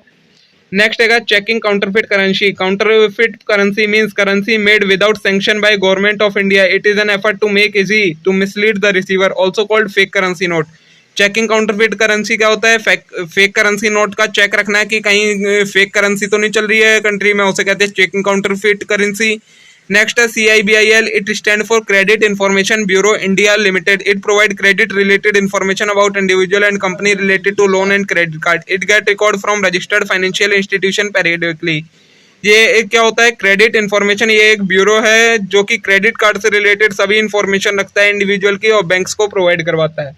ATM means automated teller machine, it help to manage money of account holder. इससे क्या कर सकते हैं आप? कहीं पर भी मनी विड्रॉल कर सकते हैं, आपको बैंक जाने की जरूरत नहीं होती। नेक्स्ट है आपका नेट बैंकिंग। तो नेट बैंकिंग क्या होता है? Through this service of bank information about bank and banking system can be accessed at any time. Net banking की मदद से हम कहीं पर भी बैंक की सारी इंफॉर्मेशन को ले सकते हैं, देख सकते हैं। फिजिकल विजिट करना अवॉइड किया जाता है, मतलब नहीं जाया जाता वहाँ। RTGS क्या होता है? It means real time growth settlement, this to an electronic route of fund transfer. ये भी एक फंड ट्रांसफर का एक रूट है जिसमें बैंक टू बैंक ट्रांसफर होता है। Once transaction complete can't be reverse, और अगर एक बार ट्रांजैक्शन हो जाती है तो उसे वापस रिवर्स नहीं किया जा सकता। NEFT क्या होता है? तो national electronic fund transfer, it is a platform for making payment. It is easy to use and no physical transfer is involve. To avail this service the bank IFSC code is needed with name and account number. इसमें आप एक branch से दूसरी branch में भी cash transfer कर सकते हैं। नेक्स्ट है IMPS, also called immediate payment system. It is a service by bank. It was a system offer quick electronic fund transfer service through mobile. जब आप मोबाइल से इमीडिएट पेमेंट कर देते हैं तो वो IMPS के अंडर आती है। मोबाइल बैंकिंग और SMS are utilized for this and account can be accessed using mobile. Mobile banking और SMS का यूज किया जाता है इस ट्रांजेक्शन को कंप्लीट करने के लिए। नेक्स्ट है इलेक्ट्रॉनिक क्लियरिंग सर्विसेज। इसमें क्या आता है? Fund are transferred electronically and used for transaction which are periodic and repetitive. वही जो इलेक्ट्रॉनिक क्लियरिंग सर्विसेज अभी ऊपर देखी थी, आपकी कोई भी पेनल्टी वगैरह ना लगे उसके लिए ऑटोमेटिकली जो आपके बैंक से अमाउंट डिडक्ट हो जाती है आपके इंस्ट्रक्शंस के अकॉर्डिंग, उसे कहते हैं इलेक्ट्रॉनिक क्लियरिंग सिस्टम। नेक्स्ट है डेबिट एंड क्रेडिट कार्ड। तो a debit card is cashless route of making payment. It debit money from customer account directly when it is used. It may be used by product making payment withdrawal cash. Customer can not use cash more than what available in account. Debit card में क्या होता है? Means आपके account में जितना पैसा है उतने का ही आप यूज कर सकते हैं, चाहे आप ट्रांजैक्शन करें, चाहे कोई गुड्स खरीदें, चाहे विड्रॉल करें कैश, उतना ही निकाल सकते हैं। लेकिन क्रेडिट कार्ड में क्या होता है? आपके अकाउंट में जितना पैसा है उससे ज्यादा का आप शॉपिंग वगैरह या कहीं कोई ट्रांजैक्शन करनी है वो कर सकते हो। नेक्स्ट है ऐप बेस्ड पेमेंट सिस्टम। तो using the app to send your card information through app to payment gateway which send request to your payment gateway like master card, visa After that, an authorization code is sent to complete the payment, and if all goes well, money is transferred from seller's bank account. All that take place subject to internet speed. App based payment system क्या होता है? जब आप कहीं और पर payment करते हैं अपने मोबाइल ऐप से, वो आपको फिर बैंकिंग के गेटवे पर ले जाता है और वहां पर जाकर आपको मास्टर कार्ड या वीजा पर ऑथराइजेशन होता है, कोड सेंड किया जाता है आपके मोबाइल नंबर पर, उसके बाद ये ट्रांजैक्शन कंप्लीट हो जाती है। उसे कहते हैं app based payment system. Next है बैंक ड्राफ्ट एंड पे order. So bank draft also called demand draft. Bank draft को हम क्या कहते हैं? डिमांड ड्राफ्ट भी कहते हैं। It is a type of negotiable instrument. The bank itself stand guarantee for payment as when DD is presented there is nil chance of dishonour. क्या होता है? ये एक तरीके का ड्राफ्ट होता है। इसमें जो जिसके पास भी ये होता है, जब ये कहीं पर बैंक में दिखाया जाता है तो फिर बैंक को से के लिए पेमेंट करनी पड़ती है। इसमें डिसऑनर का कोई चांस नहीं होता। The demand draft can be made at any bank branch bye paying and cash. ये कहीं पर भी इशू किया जा सकता है, बस आपको बैंक में कैश पे करना है, वो आपको डिमांड ड्राफ्ट बनाकर दे देंगे। Even customer does not have an account in that bank. अगर किसी कस्टमर का उस बैंक में अकाउंट नहीं है, फिर भी उसे डिमांड ड्राफ्ट मिल जाएगा। पे ऑर्डर और bankers cheque too is a financial instrument. Pay order को ही हम बैंकर्स चेक भी कहते हैं। ये एक फाइनेंशियल इंस्ट्रूमेंट है, डिफरेंट है ड्राफ्ट से। In that pay order can be realised only in city in which pay order is made. इसमें क्या होता है? जिस सिटी में पे ऑर्डर बनाया गया है उसी सिटी में आप इसे कैश में कन्वर्ट करवा सकते हैं और कहीं नहीं करवा सकते। नेक्स्ट है बैंकिंग कंप्लेन। तो banking complain, if any customer is not satisfied with any service of bank, a complain can be filed on plain paper और ऑन द पोर्टल। अगर कोई कस्टमर सेटिस्फाई नहीं है बैंक की सर्विस से, तो वो प्लेन पेपर पर या फिर बैंक के पोर्टल पर कंप्लेन फाइल कर सकता है। For this banking ombudsman needs to contacted. The complaint should be contact detail of complaint and bank facts, loss if any suffered, and if relief is required. इसमें क्या क्या लिखना होता है? क्या प्रॉब्लम है, किस बैंक से है, क्या फैक्ट हुआ है, अगर कोई लॉस हुआ है तो वो, और क्या रिलीफ चाहिए, ये सारी चीजें इसमें बतानी होती है। नेक्स्ट है banking ombudsman in 1995 to protect consumer. 1995 में कंज्यूमर को प्रोटेक्ट करने के लिए अनफेयर ट्रेड प्रैक्टिसेस से आरबीआई ने इंट्रोड्यूस किया था बैंकिंग ओम्बड्समैन स्कीम को। The RBI has appointed officer for speedy resolution of complaint. और आरबीआई ने ऑफिसर अपॉइंट कर रखे हैं सभी कंप्लेन को जल्दी से जल्दी खत्म करने के लिए। तो देखिए दोस्तों, इसी के साथ ही हमारा unit number 1 and unit number 2 complete हो जाते हैं। ये हो गई इनकी वन शॉट रिवीजन। तो देखिए यूनिट नंबर 3 है कि हमारी financial services from India post. India post office है, वो हमें क्या क्या सर्विसेज प्रोवाइड करवाती है। तो सबसे पहले types of post office saving scheme. Post office में भी हमारी सेविंग स्कीम होती है, उसके क्या क्या टाइप है सबसे पहले वो देखते हैं। नंबर 1 है post office saving account. Post office का एक सेविंग अकाउंट होता है। तो ये क्या होता है? It is an account which can use save money and carry out day to day transaction. ये अकाउंट किस लिए यूज किया जाता है? मनी को सेव करने के लिए और डे टू डे ट्रांजेक्शन करने के लिए। इसको हम 500 रुपये से की अमाउंट से, मिनिमम अमाउंट जो हमें चाहिए होती है वो 500 रुपये की अमाउंट से हम खोल सकते हैं। नॉमिनेशन इसमें मैंडेटरी होता है जब आप अकाउंट ओपन करवाते हैं। इंटरेस्ट इसमें आपको 4% पर एनम के बेसिस पर पेएबल होता है। और मिनिमम बैलेंस पर, जो भी आपका मिनिमम बैलेंस रहा होगा पूरे टाइम में, पूरे साल में, उस पर मिलेगा आपको 4% का interest between 10 of month and end of month. 10 से लेकर मंथ के एंड तक में जो मिनिमम बैलेंस रहेगा उस पर आपको इंटरेस्ट मिलेगा। सेकंड टाइप का अकाउंट होता है 5 year post office recurring deposit account. ये भी एक टाइप का अकाउंट है। रिकरिंग मीन्स होता है हैपनिंग रेगुलरली। ये एक आरडी स्कीम है जिसकी इंटेंशन क्या है? इंडिविजुअल को रेगुलरली सेव करने की आदत डलवाना। It can open with ₹100 per month और एनी मल्टीपल ऑफ 10। इसे हम कैसे ओपन कर सकते हैं? मतलब 100 रुपये महीना डालो या फिर कोई भी 10 का मल्टीपल, 100, 1000, 10,000, इस टाइप से आप करके, मतलब इस टाइप से करके रेगुलरली आपको वो अमाउंट पे करनी पड़ती है। इसमें इंटरेस्ट इसमें आपको मिलता है 5.8% का कंपाउंडेड क्वार्टरली बेसिस पर। 5 year refers to time it take for maturity. इसकी मैच्योरिटी कब होती है? 5 साल के बाद होती है, इसलिए इसका नाम 5 year post saving recurring deposit account रखा गया है। From opening date after this an option available for opening which is more 5 year. अगर आप 5 साल के बाद भी इसे ओपन करके रखना चाहते हैं तो फिर अगले 5 सालों के लिए ये स्कीम एप्लीकेबल हो जाती है। थर्ड आएगा post office time deposit account. ये कौन सा अकाउंट होता है? तो in this type of account a certain some of money deposit for a certain period of time and at the end of period you get maturity amount. ये एक तरीके से एफडी स्कीम जो नॉर्मल बैंक्स में होती है वो होती है पोस्ट ऑफिस में, उसे कहते हैं टाइम डिपॉजिट अकाउंट। इसमें आपको क्या करना होता है? एक सर्टेन सम को डिपॉजिट कर देना होता है, उसके जब ये मैच्योर हो जाती है उसके बाद आपको वो सम मिल जाता है। Interest on all time deposit account is payable annually but calculated quarterly. Interest जो पेएबल होता है इसमें वो कैसे दिया जाता है, कैलकुलेट तो ये होता है कंपाउंडेड क्वार्टरली बेसिस पर, लेकिन मिलता आपको साल के एंड में ही है। Minimum amount for opening time deposit account, minimum amount कितनी चाहिए होती है आपको, 1000 रुपये चाहिए होते हैं आपको ये अकाउंट खोलने के लिए। एंड मल्टीपल ऑफ 100, और 100 के कोई भी मल्टीपल में आप खोल सकते हैं, 1000 से ज़्यादा कितने भी। There are 4 terms of period, इसमें 4 टाइप की टर्म्स होती है मैच्योरिटी की, 1 ईयर की, 2 ईयर की, 3 ईयर की एंड 5 ईयर की, ठीक है। नेक्स्ट टाइप का अकाउंट है post office monthly income scheme account. ये क्या है, if you have a sustainable sum of money you want to invest in a manner that pay you certain sum on regular basis. ये एक तरीके का एक अकाउंट होता है या स्कीम होती है, आप कुछ भी समझ लीजिए, जिसमें आप स्टार्टिंग में कुछ पैसा जमा कर देते हैं, उसके बाद आपको रेगुलर बेसिस पर कुछ कुछ अमाउंट मिलती रहती है, एक तरीके से इंस्टॉलमेंट्स में। MIS monthly income scheme can be open, इसे हम कितने अमाउंट से खोल सकते हैं, 1000 रुपये या कोई भी इसके मल्टीपल से। और मैक्सिमम इन्वेस्टमेंट लिमिट होती है इसमें 4.5 लाख रुपए की इन सिंगल और 9 लाख रुपीज की ज्वाइंट अकाउंट में। रेट ऑफ इंटरेस्ट होता है इसमें 6.7% per annum, payable monthly, monthly आपको इंटरेस्ट मिलता है 6.7% का, मतलब इंटरेस्ट मिलता है 6.7% का पूरे साल का, लेकिन टाइम जो आपको मिलता रहे वो हर महीने उस हिसाब से मिलता रहता है। नेक्स्ट टाइप का अकाउंट आता है सीनियर सिटीजन सेविंग स्कीम। इसमें क्या होता है, ये स्कीम किसके लिए है, वो लोग जो 60 साल की एज से ऊपर हो चुके हैं। रिटायर्ड सिविलियन के लिए ये होता है कि उन्हें 55 साल पर भी मिल जाता है। जो डिफेंस के रिटायर होते हैं उनके लिए इसमें जो एज लिमिट आएगी वो आएगी 50 ईयर्स, वो लोग भी एलिजिबल हो जाते हैं। मिनिमम डिपॉजिट आपको 1000 रुपये करने होते हैं, और आप 1000 के मल्टीपल में कितने भी रुपए का डिपॉजिट कर सकते हैं, कितने रुपए तक, 15 लाख रुपए तक। इंटरेस्ट रेट जो मिलता है आपको इसमें वो मिलता है 7.6% पर एनम के रेट पर, ठीक है। नेक्स्ट है पब्लिक प्रोविडेंट फंड अकाउंट। ये कौन सा होता है, तो it is a long term scheme. ये 15 साल की एक स्कीम होती है जो कि रेगुलर सेविंग को इनकरेज करने के लिए बनाई जाती है।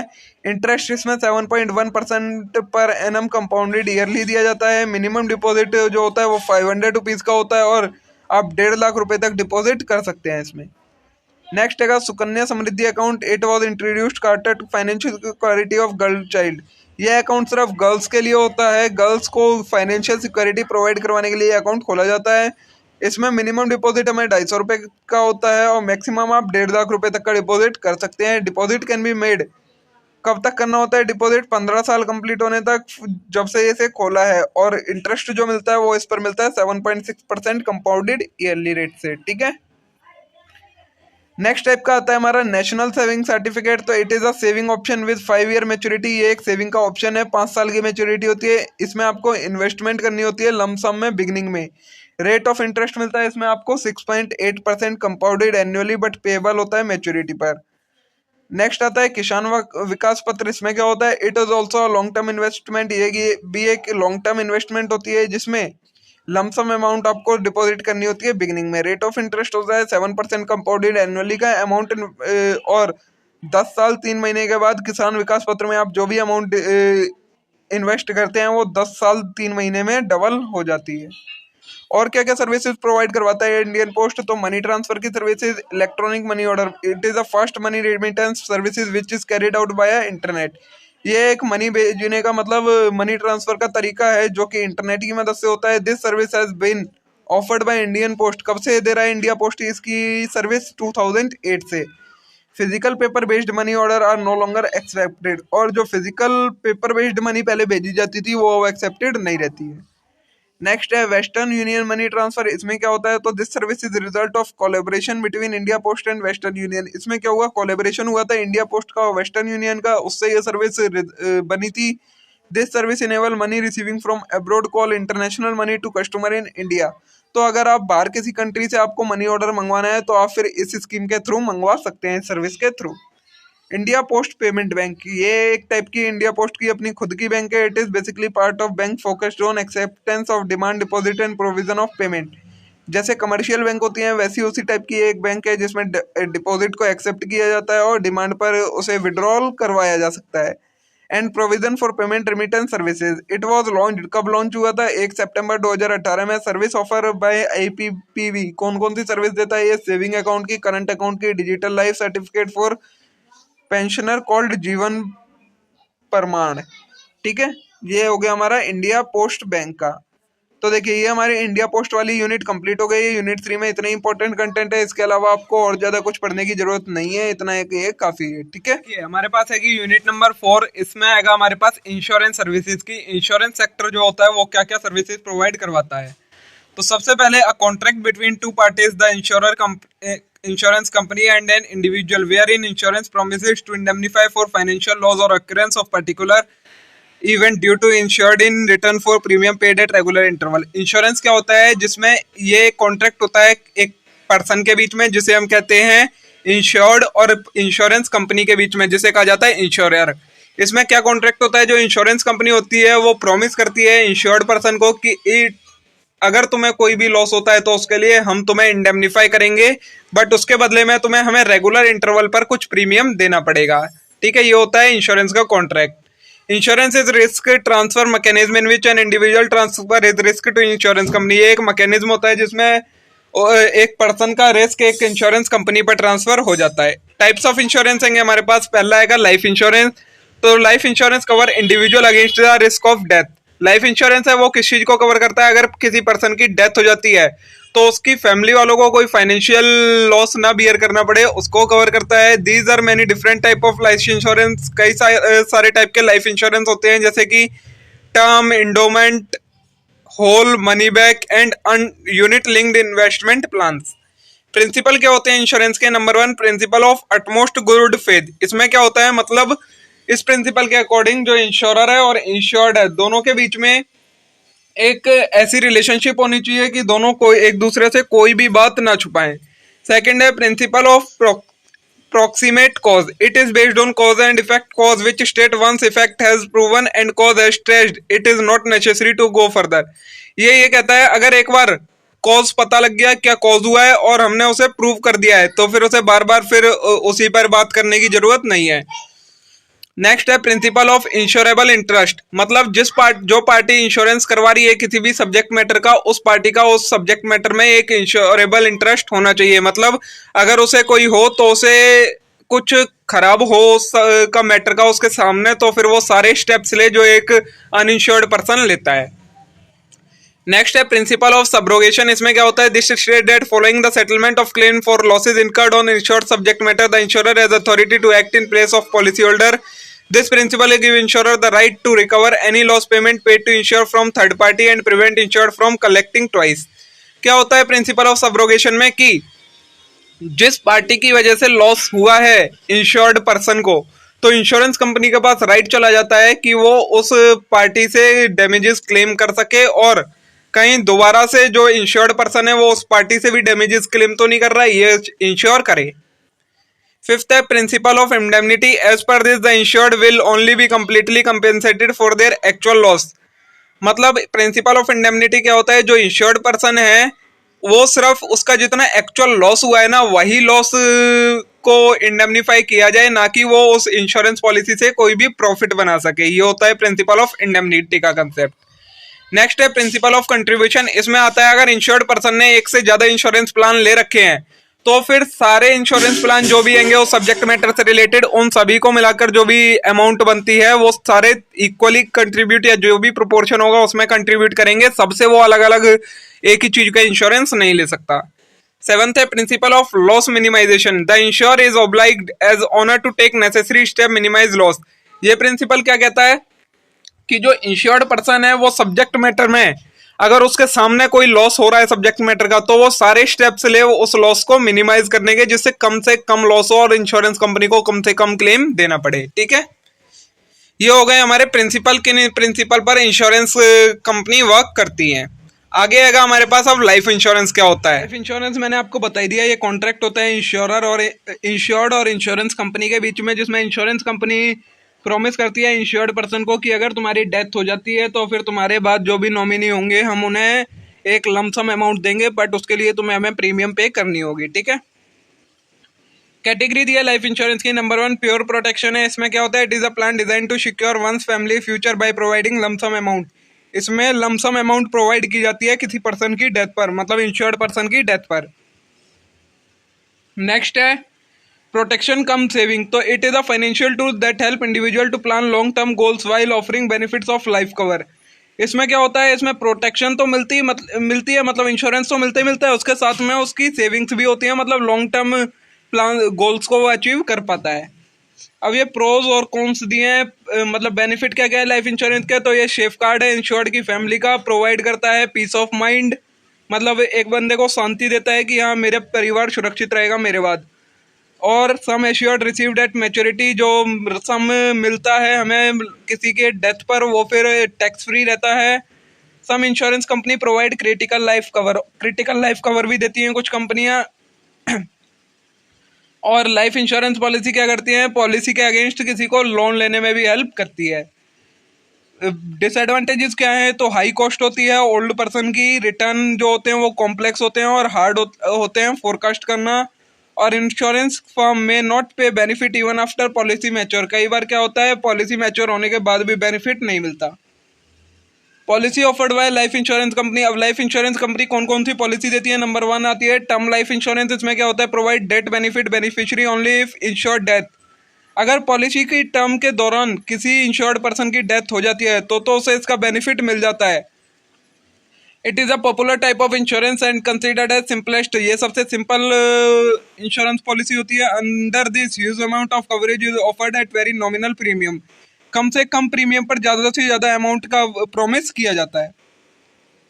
नेक्स्ट है होल लाइफ इंश्योरेंस, तो it is often known as straight और रेगुलर लाइफ, इसे हम स्टेट और रेगुलर लाइफ भी कहते हैं। As long as premium paid it remain for duration of insured person life span. इसमें क्या होता है, जब तक आप प्रीमियम पे करते रहेंगे तब तक आपकी पॉलिसी एक्टिव रहेगी। जैसे आपने प्रीमियम पे करनी बंद करी वैसे आपकी पॉलिसी खत्म हो जाती है। इसका मैच्योरिटी पीरियड 100 ईयर होता है। थर्ड है यूनिट लिंक्ड इंश्योरेंस प्लान, तो it is a type of plan link insurance product that offer dual benefit of investment and life insurance. ये एक ऐसा इंश्योरेंस का प्लान है जिसमें इंश्योरेंस के साथ साथ इन्वेस्टमेंट का भी बेनिफिट मिलता है। Portion of premium paid towards LIP is directed toward ensuring insurance coverage. जो प्रीमियम पे करता है पर्सन उसका कुछ पार्ट इन्वेस्ट कर दिया जाता है और कुछ पार्ट एज अ प्रीमियम रख लिया जाता है। फोर्थ आती है endowment policy, it is a type of insurance plan that act as an instrument for insurance and its savings. Endowment policy में क्या होता है, ये इंश्योरेंस के साथ साथ एक सेविंग का भी प्लान होता है। It aims to provide lump sum payment at end, सबसे एंड में एक लमसम पेमेंट दे दी जाती है अगर क्लेम नहीं होता है, मतलब अगर किसी पर्सन की डेथ नहीं होती है फिर भी उसे एक लमसम अमाउंट दी जाती है एंड में, ठीक है। फिफ्थ है मनी बैक पॉलिसी, तो it offer policy holder a percentage of total sum assured at periodic interval in form of survival benefit. इसमें क्या होता है, पॉलिसी होल्डर के साथ एक कॉन्ट्रैक्ट कर लिया जाता है कि हम अगर आप इतने टाइम तक प्रीमियम भरेंगे तो इतने टाइम के बाद आपको इतनी मैच्योरिटी की अमाउंट मिल जाएगी, क्योंकि आपका पॉलिसी मैच्योर नहीं हुई, मतलब कोई डेथ वगैरह नहीं हुई। तो सिक्स्थ आता है retirement plan, it is a life type of life insurance that focus on providing you financial stability and security post your retirement. After you retire you lose your regular income, it help you to create stable regular income. Retirement plan में क्या होता है, जब आप job कर रहे होते हो, मतलब रिटायर नहीं हुए होते, तब आप इसकी प्रीमियम पे करते हो, और जब आप रिटायर हो जाते हो ना 60 ईयर से अबव हो जाते हो, फिर इंश्योरेंस कंपनी की तरफ से आपको इंस्टॉलमेंट में, मंथली इंस्टॉलमेंट में अमाउंट मिलती रहती है, आपकी रेगुलर इनकम बनी रहती है। टाइप ऑफ टर्म इंश्योरेंस है हमारे पास, नंबर 1 है लेवल प्रीमियम, तो this policy provide coverage for 10 to 30 year. The amount of premium and death benefit is both fixed. ये क्या होता है, 10 से 30 साल तक की ये पॉलिसी होती है। इसमें क्या होता है, प्रीमियम के साथ साथ डेथ का बेनिफिट दोनों ये फिक्स होते हैं। प्रीमियम भी फिक्स होता है और डेथ के बाद कितना बेनिफिट मिलेगा ये भी फिक्स होता है। प्रीमियम हायर होता है इसमें टर्म लाइफ इंश्योरेंस से। सेकंड है yearly renewable term policy, this policy have no set duration and can be renewed annually without requiring proof of insurability. ये कौन से टाइप का प्लान होता है, इसमें आपको हर साल अपनी पॉलिसी को रिन्यू करवाना पड़ता है अगर आप उसे आगे कंटिन्यू करना चाहते हैं। थर्ड है पॉलिसी ऑफ डिक्रीजिंग टर्म, इसमें क्या होता है, the that benefit of this plan decreases annually according to predetermined schedule. Policy holder pay fixed level of premium throughout the duration. पूरे ड्यूरेशन में जितनी भी लाइफ होती है इंश्योरेंस पॉलिसी की, उसमें पॉलिसी होल्डर को फिक्स प्रीमियम पे करना पड़ता है, बट जो डेथ का बेनिफिट है, जैसे जैसे आपकी पॉलिसी मैच्योरिटी के करीब जाती जाएगी वैसे वैसे उसके बेनिफिट की अमाउंट कम होती जाती है। इंडोमेंट पॉलिसी के टाइप दिए हैं। Number 1 full endowment. इसमें क्या होता है, these are also called profit endowment plans. इसे हम प्रॉफिट इंडोमेंट प्लान्स भी कहते हैं। The customer will get sum assured on maturity. जो कस्टमर को सम एश्योर्ड किया गया है वो मैच्योरिटी पे मिलता है। इन case of death insurance company पे द अमाउंट टू नॉमिनी। अगर डेथ हो जाती है तो फिर नॉमिनी को वो अमाउंट मिलती है।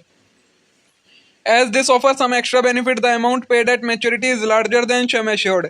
ये कुछ एक्स्ट्रा बेनिफिट भी देती है, तो जो मैच्योरिटी पे अमाउंट मिलती है वो सम एश्योर्ड से ज़्यादा होती है। सेकंड है unit linked endowment plan. This is suitable for people who are risk taker and want bigger return. ये उन लोगों के लिए है जो कि रिस्क टेकर हैं और उन्हें बिग रिटर्न चाहिए। This premium are use to buy investment fund unit. इसमें क्या किया जाता है, जो आप प्रीमियम भरते हैं उससे इन्वेस्टमेंट फंड यूनिट्स खरीद ली जाती हैं, जो कि लाइफ इंश्योरेंस का भी कवर देते हैं साथ में।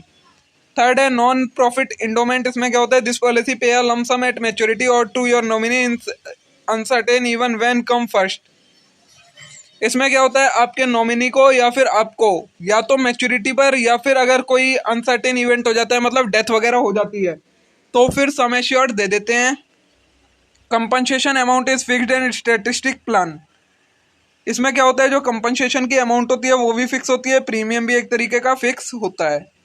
फोर्थ है यूनिटाइज्ड विद प्रॉफिट इंडोमेंट प्लान। तो it combine ULIPs earning potential with guaranteed return. इसमें क्या होता है, आपको जो यूनिट लिंक्ड इंश्योरेंस प्लान होते हैं उनके साथ साथ गारंटीड रिटर्न का भी बेनिफिट मिलता है, जो कि प्रोटेक्ट करता है आपकी मनी को मार्केट वॉलेटिलिटी से। Capital market determine project profit. The payback is assured despite market volatility. This product insure risk free and high return investment. ये एक तरीके की रिस्क फ्री और हाइयर रिटर्न इन्वेस्टमेंट होती है। फिफ्थ है लो कॉस्ट इंडोमेंट। तो this plan demanded lower premium which allow policy holder to save for future payment. इसमें क्या होता है, जो प्रीमियम होती है वो आपकी लो होती है। The insurance pay sum assured to nominee in case of death. Death के केस में नॉमिनी को इंश्योरेंस का सम अमाउंट मिलता है। The purpose is to build up fund in certain time. और कुछ ही समय में फंड जनरेट करने के लिए ये सबसे अच्छा मेथड होता है पॉलिसी का। ये हो गया सारा आपका लाइफ इंश्योरेंस के बारे में। अब आएगा हेल्थ इंश्योरेंस के बारे में। तो health insurance is a type of insurance coverage that allow an insured to receive reimbursement for medical and surgical expense. Health insurance एक तरीके का कॉन्ट्रैक्ट होता है जिसमें इंश्योरेंस कंपनी किस लिए कॉन्ट्रैक्ट करती है कि अगर आपको कोई भी मेडिकल या सर्जरिकल एक्सपेंस इनकर होता है तो उसे फिर हम इंडेमनीफाई करेंगे। इसमें भी आपको प्रीमियम पे करनी पड़ती है और उसके अगेंस्ट जब भी आपको कोई मेडिकल या सर्जरिकल एक्सपेंस बियर करना पड़ता है तो फिर उसे आप बियर ना करके इंश्योरेंस कंपनी बियर करती है आपके बिहाफ पर। बेनिफिट क्या होते हैं, hospitalisation expense. Any illness that need immediate hospitalisation is covered by most health insurance plan. इसमें कई कई बीमारियां ऐसी होती हैं जिन्हें एकदम हॉस्पिटलाइजेशन की जरूरत पड़ती है, तो फिर ये उसके लिए बेटर होता है कि आपके पास इंश्योरेंस प्लान हो ये वाला। सेकेंड है lifetime renewability. Insurance provider are required by RDI to provide lifetime renewability benefit to policy holder. इसमें क्या होता है, जो पॉलिसी होल्डर होते हैं उन्हें बेनिफिट मिलता है कि जब तक आप प्रीमियम पे करते रहेंगे आपकी पॉलिसी रिन्यू होती रहेगी। जैसे आपने प्रीमियम बंद करा वैसे आपकी पॉलिसी खत्म हो जाएगी। थर्ड है कैशलेस ट्रीटमेंट। इसमें आपको कैश कैरी करने की जरूरत नहीं होती अपने ट्रीटमेंट के लिए। आपको ट्रीटमेंट करवाना होता है और उसकी स्टेटमेंट इंश्योरेंस कंपनी के पास भेज देनी होती है, फिर वो जहां पर भी आपने ट्रीटमेंट करवाया उन्हें पेमेंट कर देते हैं। नेक्स्ट है no room rent capping. Room rent of hospital room cover under such health insurance. जो रूम का रेंट होता है हॉस्पिटल्स में वो भी इसके अंदर कवर होता है। Fifth tax benefit. इस इनकम पर कोई भी टैक्स का डिडक्शन नहीं होता है, कोई टैक्स नहीं लगता है। Six transportation charges. जो एम्बुलेंस के ट्रांसपोर्टेशन चार्जेस होते हैं वो भी इसके अंदर कवर होते हैं। अब हेल्थ इंश्योरेंस कंपनी है वो कौन कौन सी पॉलिसी देती है। तो number 1 individual health insurance. This plan have single policy holder who receive all coverage benefit. इसमें सिंगल पॉलिसी होल्डर का इंक्लूड किया जाता है, मतलब सिर्फ एक पर्सन के लिए ये पॉलिसी होती है। This plan include patient hospitalisation expense. इसमें क्या क्या आता है, पेशेंट का hospitalisation expense, pre hospitalisation expense मतलब हॉस्पिटल जाने से पहले का जो भी एक्सपेंस हुआ हो, और हॉस्पिटल से आने के बाद जो भी थोड़ा बहुत एक्सपेंस होता है वो सारी चीजें इसमें कवर होती हैं। इसकी कोई अपर एज की लिमिट नहीं होती है रिन्यूअल करवाने की। There is no limit of no claim made during term of policy. यहाँ पर कितने भी क्लेम कर सकते हैं आप अपनी पॉलिसी के दौरान, कोई लिमिट सेट नहीं होती है। नेक्स्ट है फैमिली फ्लोटर हेल्थ इंश्योरेंस। तो it is a plan cover entire family for floater some insured. इसके अंदर क्या होता है, पूरी फैमिली का हेल्थ इंश्योरेंस होता है। They make it easier for individual to manage his or health insurance by covering family member. इसमें क्या होता है, एक इंडिविजुअल को इजीली मैनेज कर लेता है वो अपने इंश्योरेंस के साथ साथ सभी फैमिली मेंबर का भी इंश्योरेंस। नेक्स्ट आता है सीनियर सिटीजन हेल्थ इंश्योरेंस। तो दिस प्लान आर डिजाइन, ये किसके लिए बनाए गए हैं, जो 60 साल से लेकर 75 साल तक के लोगों के लिए ये प्लान होते हैं। It is advisable to obtain this because most policy do not cover over the age 65, क्योंकि कई सारी जो पॉलिसी होती है वो क्या करती हैं, 65 से ऊपर के एज के पर्सनों को कवर नहीं करती इंश्योरेंस प्लान में, बट ये वाली 60 से लेकर 75 तक के लोगों को कवर करती है।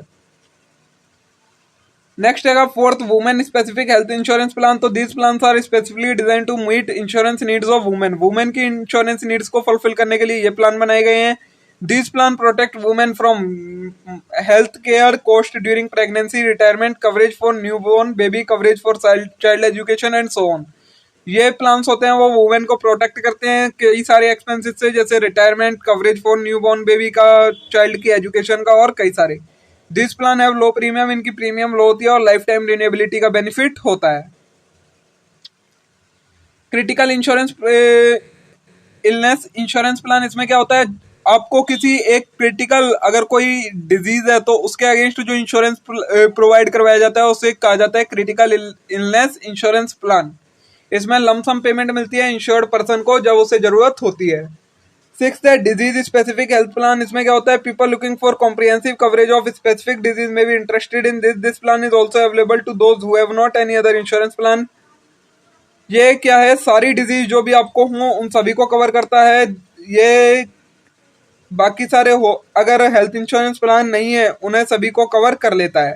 The plan is best suited for people who have family history of specific disease. जैसे कई लोगों को फैमिली में ही डिजीज होती है जैसे हाइपरटेंशन, डायबिटीज, तो उन सभी के लिए ये वाली इंश्योरेंस प्लान बेटर होती है। नेक्स्ट है टॉप अप हेल्थ इंश्योरेंस। तो this plan enable the insure to enhance sum assured under its base policy to make up difference in case hospital cost higher than plans limit. When the claim exceeds the total insured, the top up health policy kicks it. इसमें क्या होता है, अगर कई बार ऐसा हो जाता है कि जो एक्सपेंस हैगा वो आपका ज्यादा का है हॉस्पिटल का और जो आपका अमाउंट है पॉलिसी का वो कम है, तो जो जिन्होंने ये top up health insurance plan ले रखा होता है उन्हें क्या होता है, फिर वो पूरा एक्सपेंस उनका कवर कर दिया जाता है पॉलिसी के अंदर, अगर उनकी उतने की पॉलिसी नहीं होती तो भी। नेक्स्ट है अब आपका प्रॉपर्टी इंश्योरेंस। तो it protect the physical goods and equipment of business or home against loss caused by theft, fire and other perils. मतलब प्रॉपर्टी इंश्योरेंस में क्या होता है, आपके जो फिजिकल गुड्स हैं, इक्विपमेंट्स हैं बिजनेस के चाहे घर के, उन सभी को प्रोटेक्ट किया जाता है किससे, थेफ्ट मतलब चोरी से, फायर लगने से और बाकी सारी इन जैसी चीजों से। It would be all risk policy that protect against all risk specified in policy document. ये उन सभी रिस्कों को कवर करती है जो जो रिस्क पॉलिसी डॉक्यूमेंट में दिए गए हैं। दे में also cover personal liability in some cases. ये पर्सनल लाइबिलिटीज को भी कवर करती है कुछ केसेस में। कॉस्ट कवर अंदर प्रॉपर्टी इंश्योरेंस। प्रॉपर्टी इंश्योरेंस में क्या क्या कॉस्ट कवर होती है, नंबर 1 रिप्लेसमेंट कॉस्ट। तो द एक्सपेंस ऑफ रिपेयरिंग और replacing property that is equal और ग्रेटर वैल्यू। मतलब रिप्लेस करने की कॉस्ट होती है, वो सारे एक्सपेंस इसी में कवर होते हैं। नेक्स्ट है एक्चुअल कैश वैल्यू, जो कि एक्चुअल कैश वैल्यू है मतलब जितने का लॉस हुआ है एक्चुअल वैल्यू थी उसकी। रिप्लेसमेंट वैल्यू में से जब आप डेप्रिसिएशन को खत्म कर दें तो फिर जो एक्चुअल वैल्यू होती है उसे भी कवर किया जाता है। प्रॉपर्टी इंश्योरेंस में कौन कौन से आते हैं, तो होम ओनर्स प्रॉपर्टी, मतलब जो होम ओनर होते हैं उनको कोई लॉस ना हो उनके घर की प्रॉपर्टी से, वो सारे इसमें कवर किए जाते हैं। नेक्स्ट है रेंटर्स इंश्योरेंस। तो the insurance entitled to protect tenant, जो किराएदारों के लिए इंश्योरेंस होता है उसे हम रेंटर्स इंश्योरेंस कहते हैं। इसमें पर्सनल आइटम जो कि रेंटेड रूम में होते हैं उन्हें प्रोटेक्शन दी जाती है। थर्ड आता है फायर इंश्योरेंस। इसमें क्या होता है, प्रोटेक्शन अगेंस्ट फायर होती है, फायर से अगर कोई भी लॉस होता है तो उसे कवर किया जाता है। डी कमर्शियल प्रॉपर्टी इंश्योरेंस, मतलब कमर्शियल प्रॉपर्टी में जो भी आपके बिजनेस से रिलेटेड प्रॉपर्टी है उसमें अगर कोई लॉस होता है तो उसे इस इंश्योरेंस के अंदर कवर किया जाता है। ई नेचुरल डिजास्टर इंश्योरेंस, मतलब अगर किसी नेचुरल कैलेमिटी की वजह से आपका कोई लॉस होता है तो वो उसे नेचुरल डिजास्टर इंश्योरेंस में कवर किया जाता है। फिर आता है आपका पोस्टल लाइफ इंश्योरेंस। तो पोस्टल लाइफ इंश्योरेंस कौन सा होता है, जो insurance this insurance scheme provide high return on premium with life insurance coverage. ये हाई रिटर्न प्रोवाइड करवाता है जो आप प्रीमियम देते हैं उस पर, साथ में आपको लाइफ इंश्योरेंस की भी कवरेज देता है। This offer a maximum sum of 50 lakh rupees तक का ये इंश्योरेंस होता है। Government and India offer this to employ of central and public state public sector enterprises. Government of India ये इंश्योरेंस प्लान प्रोवाइड करवाती है किन्हें, जो लोग सेंट्रल या स्टेट गवर्नमेंट के पब्लिक सेक्टर्स में काम कर रहे हैं, गवर्नमेंट एडेड एजुकेशनल इंस्टीट्यूट में काम कर रहे हैं, यूनिवर्सिटीज में काम कर रहे हैं, ऑटोनोमस बॉडीज में, लोकल बॉडीज में इनमें काम कर रहे हैं, उन्हें ये प्रोवाइड करवाया जाता है। The most remarkable expect of postal life insurance is that yield return with changing low premium. इसमें जो आपकी प्रीमियम होती है वो कम होती है और जो आपको रिटर्न मिलता है वो बहुत ज्यादा मिलता है। बेनिफिट क्या क्या है? Insured can avail tax exemption, tax की एग्जम्पशंस मिलती है जैसे ये अमाउंट मिलती है। पॉलिसी लोन ले सकते हैं आप, इससे कन्वर्जन करवा सकते हैं, किसी चीज का सरेंडर कर सकते हैं इसे किसी चीज के against. Transferring of policy to any circle is free, कहीं पर भी आप इसे ट्रांसफर कर सकते हैं। Passbook facility for tracking premium, passbook की फैसिलिटी होती है प्रीमियम को ट्रैक करने के लिए। Annually, half yearly, monthly premium payment option, 4 तरीके के ऑप्शन होते हैं। एनुअली आप पे कर सकते हैं प्रीमियम, हाफ ईयरली कर सकते हैं, मंथली कर सकते हैं, इस तरीके से कर सकते हैं। रूरल पोस्टल इंश्योरेंस प्लान क्या होते हैं? तो with network of urban and rural post office, rural postal life insurance believe that through utilising existing network of post office RPLI is only insure offer highest return for lowest premium. It provide insurance to all government sector personnel and also provide sector employee. ये वो plan होते हैं जो कि government और private sector में जो लोग वर्क कर रहे होते हैं रूरल एरियाज में, उन्हें ये इंश्योरेंस प्लान प्रोवाइड करवाया जाता है। ठीक है, नेक्स्ट है पेंशन प्लान। तो it offer both investment and insurance plan. Pension plan क्या होते हैं? जिसमें इन्वेस्टमेंट और इंश्योरेंस दोनों कवर होता है। By investing regularly in your pension plan you calculate large some over time. आप अपने पेंशन प्लान में थोड़ा रेगुलरली अमाउंट जमा करके एक लार्ज अमाउंट इकट्ठा कर सकते हैं। The PPF is popular retirement plan, इसका एक एग्जांपल है PPF। पेंशन प्लान भी कई टाइप के होते हैं। नेशनल पेंशन स्कीम, इसमें क्या होता है? Government create NSP to help retired people. Government ने ये नेशनल पेंशन स्कीम बनाई है रिटायर्ड पीपल के लिए। मिनिमम अमाउंट ऑफ इन्वेस्टमेंट कितनी होती है? आपको 1000 रुपए महीने जमा करने पड़ते हैं और आपको रिटायरमेंट के बाद पेंशन मिलनी स्टार्ट हो जाती है।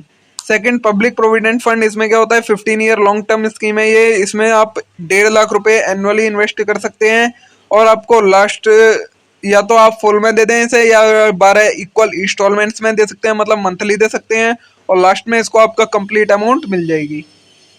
थर्ड है EPF जिसे कहते हैं एम्प्लॉय प्रोविडेंट फंड। इसमें क्या होता है? It is a government sponsored saving vehicle for salaried worker. Both you and your employ make equal contribution to your EPF account.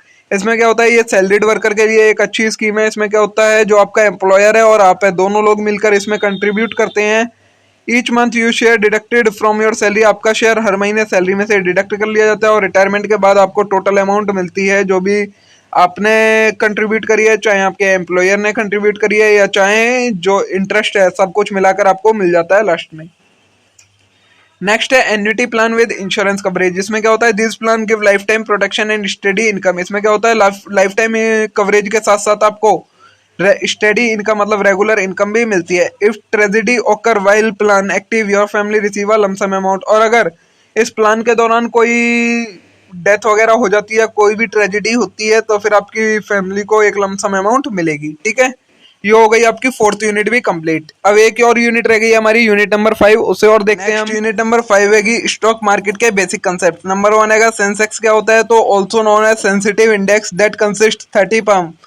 Sensitive index हम इसे कहते हैं। इसमें क्या होता है? 30 ब्लू चिप स्टॉक जो कंपनी है उन्हें इंक्लूड किया गया है इसमें उनके बेस ईयर 1978 1949 के साथ, जिसमें जो ये सेंसेक्स डिटरमाइन किया जाता है ये उनके स्टॉक्स के अकॉर्डिंग डिटरमाइन किया जाता है। इट इज अ रिफ्लेक्शन और barometer of economy and stock market. Stock market का ये एक रिफ्लेक्टर होता है, मतलब स्टॉक मार्केट की कंडीशन के बारे में इसी से पता लगता है। निफ्टी इंडेक्स क्या होता है? रिलीज्ड बाय NSE जो नेशनल स्टॉक एक्सचेंज है ये इसे रिलीज करता है। Nifty is a acronym for National Stock Exchange 50 that are created by NSE। NSE ने क्रिएट करा था इसको अप्रैल 21 1996 में। इसमें क्या है? जो इंडेक्स होता है वो किसके अकॉर्डिंग होता है? 50 equity firms out of 2000। 2000 equity firm में से 50 टॉप इक्विटी फर्म्स के अकॉर्डिंग ये निफ्टी इंडेक्स डिसाइड किया जाता है। कैपिटल मार्केट क्या होती है? वो मार्केट जहां से आप फंड रेज कर सकते हैं उसे कैपिटल मार्केट कहते हैं। ये 2 टाइप की होती है, primary capital market, secondary capital market. जब आप न्यू सिक्योरिटी इश्यू करते हैं फर्स्ट टाइम तो वो प्राइमरी कैपिटल मार्केट में इशू होती हैं, और अगर आप ऑलरेडी एग्जिस्टिंग सिक्योरिटीज का जहां एक्सचेंज होता है उसे हम सेकेंडरी कैपिटल मार्केट कहते हैं। इनिशियल पब्लिक ऑफर क्या होता है? It is a process which private company goes public by issuing its share to general public for first time. ये एक प्रोसेस है जिसमें जो प्राइवेट कंपनियां हैं फर्स्ट टाइम अपना शेयर जनरल पब्लिक को इशू करती हैं सब्सक्राइब करने के लिए, उसे हम आईपीओ कहते हैं। After IPO complete the complete share are traded on open market. एक बार अगर आईपीओ हो जाता है फिर उसके शेयर से स्टॉक एक्सचेंज पर ट्रेडेड होने लगते हैं। फॉलो ऑन पब्लिक ऑफर ये क्या होता है? एफपीओ जिसे हम कहते हैं, it is a process through which a firm already listed on stock market issue share to current share holder और न्यू इन्वेस्टर। ये एक प्रोसेस है जिसमें जो कंपनी पहले से लिस्टेड है स्टॉक एक्सचेंज पर वो अपने और न्यू शेयर इशू करती है, तो उसे हम एफपीओ कहते हैं। नेक्स्ट है ऑफर फॉर सेल। इसमें क्या होता है? जो कंपनी होती है वो डायरेक्टली अपने शेयर पब्लिक को ना शेयर सेल करके एक ब्रोकर को सेल कर देती है, वो उसके सारे शेयर खरीद लेता है, फिर उस ब्रोकर के थ्रू सारी पब्लिक को उसके कंपनी के शेयर मिलते हैं, वो कहलाता है ऑफर फॉर सेल। नेक्स्ट है म्यूचुअल फंड। ये क्या होता है? पूल ऑफ इन्वेस्टर्स फंड होता है। इसमें क्या होता है? जो म्यूचुअल फंड होते हैं वो जो इन्वेस्ट करते हैं मतलब सेविंग्स करते हैं, उसमें वो उन सभी के अमाउंट को इकट्ठा करके स्टॉक मार्केट में लगा देते हैं, बॉन्ड्स में या सिक्योरिटीज में, और उन्हें फिर उस पर रिटर्न भी देते हैं। म्यूचुअल फंड के टाइप दिए आपको, इतना ज्यादा डिटेल में वैसे जाने की जरूरत है नहीं। ओपन एंडेड फंड होते हैं। These fund do not restrict number of timing of purchases. इसमें कोई भी नंबर ऑफ टाइम परचेज का कोई रिस्ट्रिक्शन नहीं होती है। इन्वेस्टर कैन एंटर और exist fund at current asset value. कभी भी आप एंटर कर सकते हैं इसमें या कभी भी एग्जिट कर सकते हैं। क्लोज एंडेड फंड होते हैं। इसमें प्री डिटरमाइंड यूनिट कैपिटल होती है और कुछ ही टाइम के लिए ये अवेलेबल होते हैं। इंटरवल फंड होते हैं हाइब्रिड ऑफ बोथ, जिसमें ये दोनों के बेनिफिट्स होते हैं, वो कहलाते हैं इंटरवल फंड्स। इन्हें छोड़िए, अब रिस्क देखिए। रिस्क क्या होता है? Any uncertainty in your investment that could have negative impact on your finance. कोई भी अनसर्टेनिटी जिसकी वजह से आपके फाइनेंस का लॉस हो, मतलब आपके पैसे का लॉस हो, तो वो कहलाता है रिस्क। रिस्क दो टाइप के होते हैं, सिस्टमेटिक और अनसिस्टमेटिक। सिस्टमेटिक में risk that exist through the system and affect the entire market. एक ऐसा रिस्क जो पूरे सिस्टम में आए और पूरी मार्केट को अफेक्ट कर दे, वो कहलाता है सिस्टमेटिक रिस्क। और अनसिस्टमेटिक होते हैं जो कि रेजिडुअल, यूनिक एंड डिजायरिफाइबल रिस्क होते हैं, जो कि किसी यूनिक कंपनी या इंडस्ट्री में आते हैं सिर्फ। इक्विटी शेयर और प्रेफरेंस शेयर क्या होते हैं? तो preference share refers to preferential right with respect to payment of dividend. वो शेयर जिनको डिविडेंड की पेमेंट में और रिपेमेंट में प्रेफरेंशियल राइट होता है, मतलब उनके पास राइट होता है कि उन्हें एक फिक्स्ड अमाउंट ऑफ डिविडेंड मिलेगी और रिपेमेंट की जाएगी उनकी कैपिटल की, वो कहलाते हैं प्रेफरेंस शेयर। बाकी जो रह गए वो कहलाते हैं इक्विटी शेयर। डिविडेंड क्या होता है? जब कंपनी अपने प्रॉफिट में से कुछ हिस्सा अपने शेयर होल्डर्स को डिस्ट्रीब्यूट कर दे तो उसे हम डिविडेंड कहते हैं। फेस वैल्यू मतलब वो value stated value of each share mention by company. जो कंपनी ने अपने रजिस्ट्रेशन डॉक्यूमेंट में अपने शेयर्स की वैल्यू लिख रखी है वो कहलाती है फेस वैल्यू। बोनस शेयर क्या होता है? जब कंपनी अपने रिजर्व को कैपिटलाइज करने के लिए अपने एग्जिस्टिंग शेयर होल्डर को फ्री ऑफ कॉस्ट कुछ शेयर इशू कर दे तो वो कहलाता है बोनस शेयर। स्टॉक स्प्लिट क्या होता है? स्टॉक स्प्लिट में जो कंपनी के एग्जिस्टिंग शेयर्स हैं उन्हें वो और छोटे टुकड़ों में डिवाइड कर देती है। 10 रुपए वाले शेयर को 2 रुपए में डिवाइड कर देती है, वो कहलाता है स्टॉक स्प्लिट। बाईबैक क्या होता है?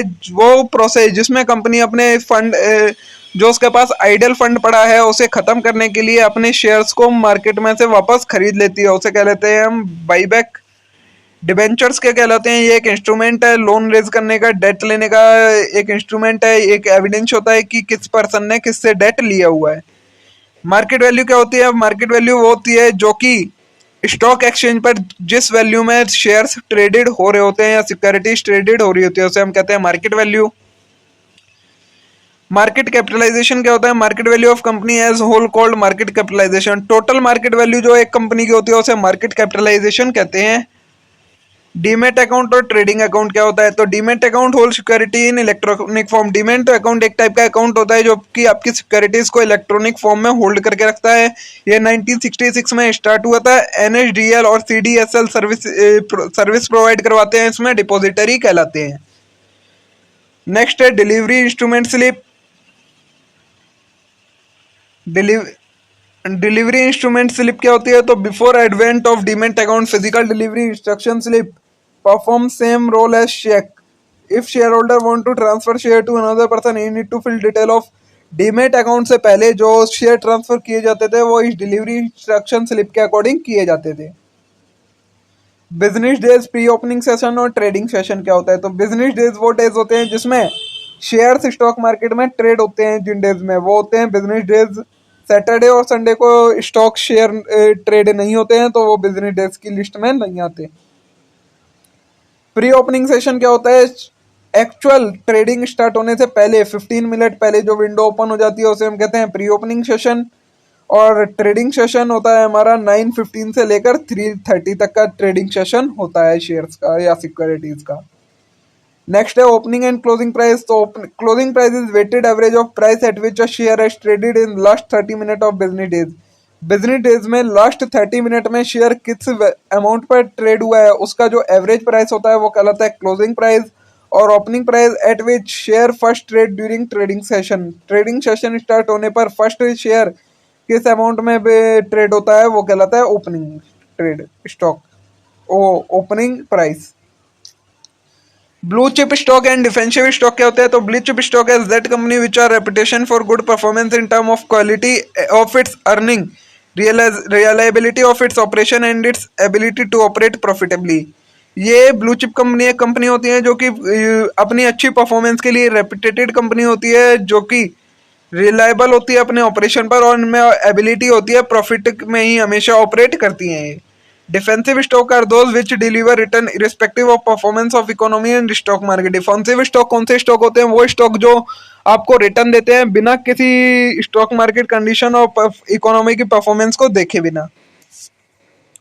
Bull bear, bull market and bear market. A bull is one who expect that price of share would rise and buy share in such expectations। एक बुल कौन होता है? वो होता है जो कि जिसे लगता है कि अब शेयर के प्राइस बढ़ने वाले हैं और वो उससे पहले ही शेयर खरीद लेता है, वो कहलाता है बुल। और someone who expect decline in price, जिसे लगता है कि प्राइस कम होने वाले हैं और वो अपने शेयर बेच देता है, वो कहलाता है बियर। बुल मार्केट क्या होती है? इन विच शेयर प्राइस आर राइजिंग। वो मार्केट शेयर की मार्केट जिसमें हमेशा शेयर के प्राइस बढ़ते ही जा रहे हैं, तो वो कहलाती है बुल मार्केट। और बियर मार्केट वो जिसमें प्राइस घट रहे होते हैं। स्टॉप लॉस क्या होता है? It enable one two stop loss. It is a feature available in demat account. ये डीमेट अकाउंट में एक फीचर होता है जिससे आप क्या कर सकते हैं, आपको जितनी अमाउंट पर शेयर्स अपने जो शेयर्स हैं उन्हें बेचना है वो अमाउंट सेट कर दो, तो उससे जैसी उस अमाउंट पर शेयर आएगा वैसी वो अपने आप एग्जीक्यूट हो जाएगा।